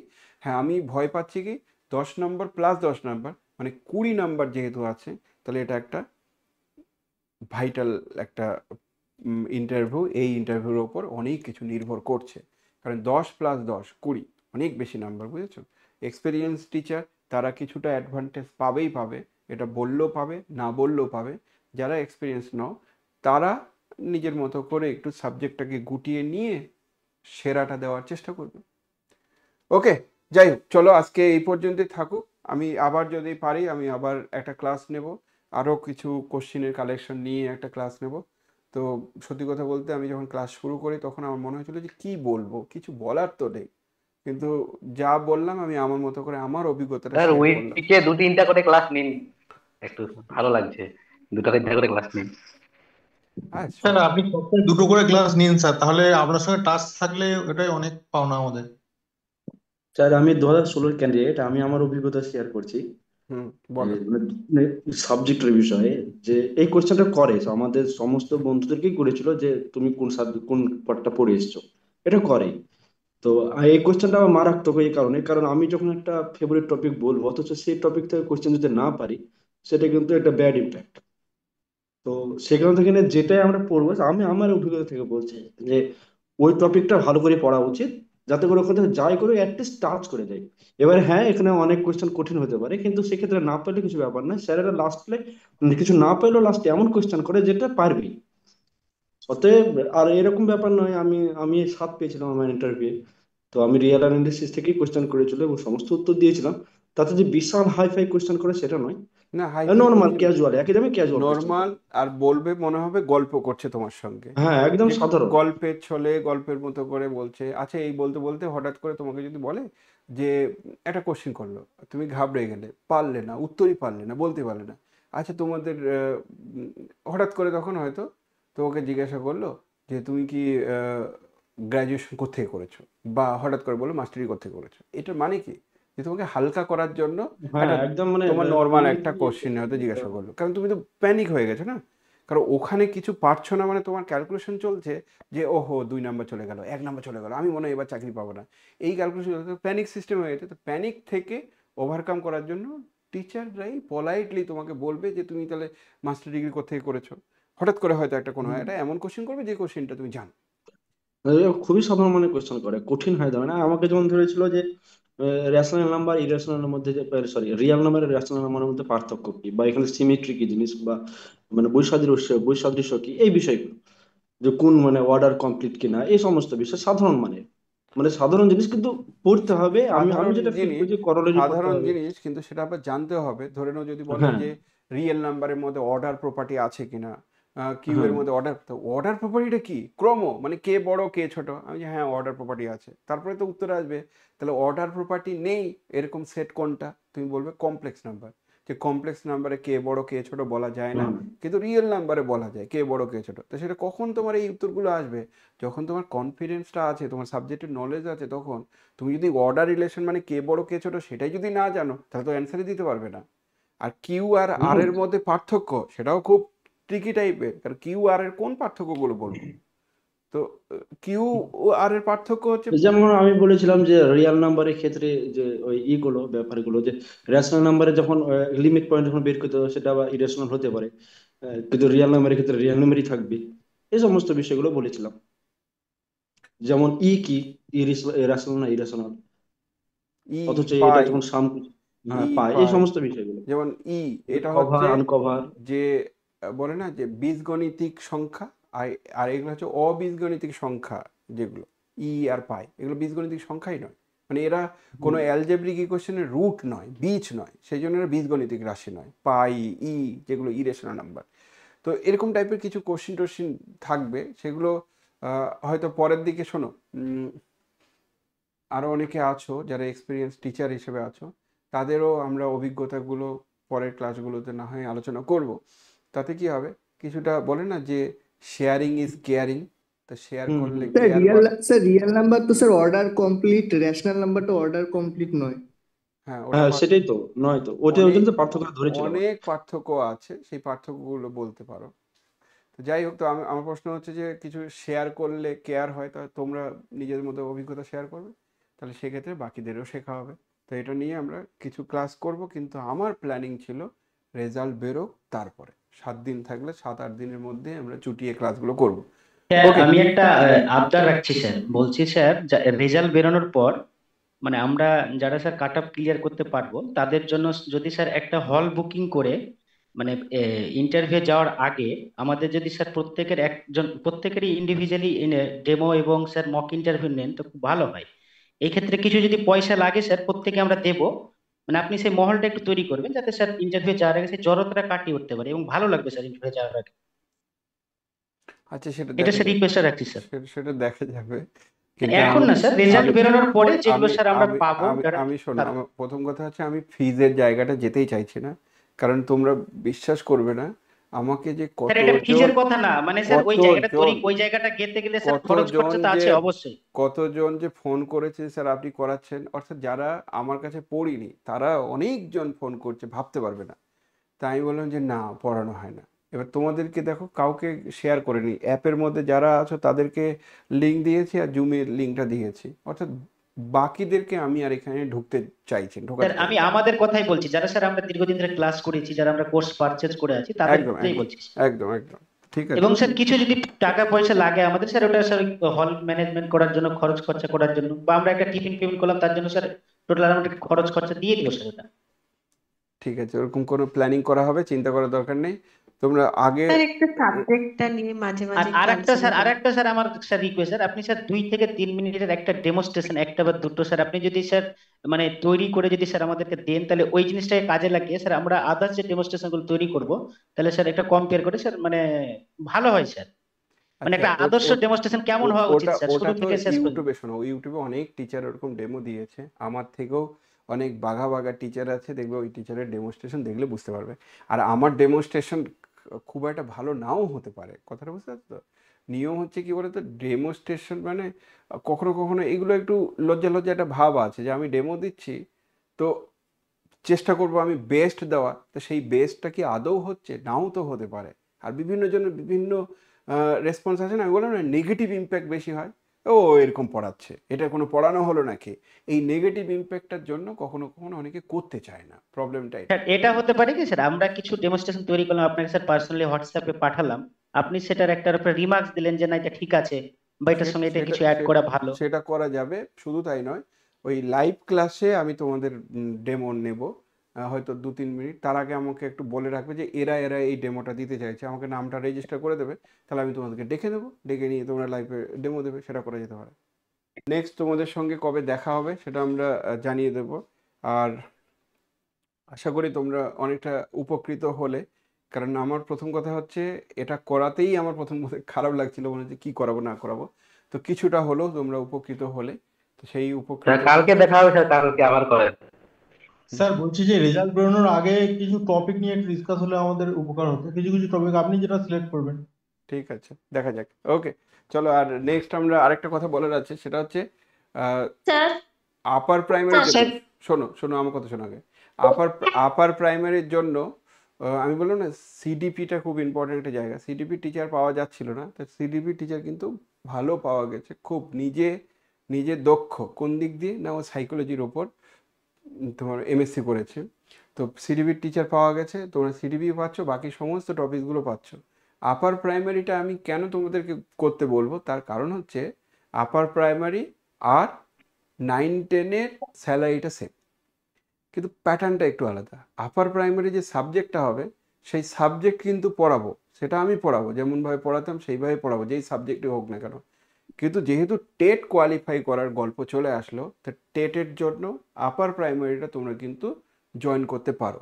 আগে রেজাল্ট পর্যন্ত ওয়েট করো, রেজাল্ট শেষ হয়ে যাওয়ার পর তারপরে তোমরা আপার প্রাইমারির জন্য ভাবতে পারো, কারণ আপার প্রাইমারির জন্য আরও ভালো টিচার রেখে। কোর্স ফি কত রেখেছেন কোর্স ফি হচ্ছে 1499 টাকা, ওটা 6 মাসের জন্য, 5 জন টিচার মিলে পড়াবে, ঠিক আছে, বন্ধ করেছে। ওকে ঠিক আছে, চলো। স্যার ভেবে রেখেছি যে ওই রেজাল্ট বেরোলে তারপরে আপনার আবার হ্যাঁ, আপার প্রাইমারিটা রেজাল্ট বেরোনোর পরেই তোমরা করো, তার মধ্যে হ্যাঁ ওটাই ভেবে রেখেছি। আমাদের অনেকগুলো কন্টেন্ট তৈরি হয়ে। ওকে চলো, আজকে এই পর্যন্তই, অনেকক্ষণ ঠিক ক্লাস আছে হলো, স্যার, গুড নাইট। খুব ভালো লাগলো, পছন্দসই ক্লাস হলো মনে হচ্ছে। ওকে হ্যাঁ চলো, স্যার, অনেকদিন পর আপনার সাথে কথা হলো। Good night. ওকে চলো।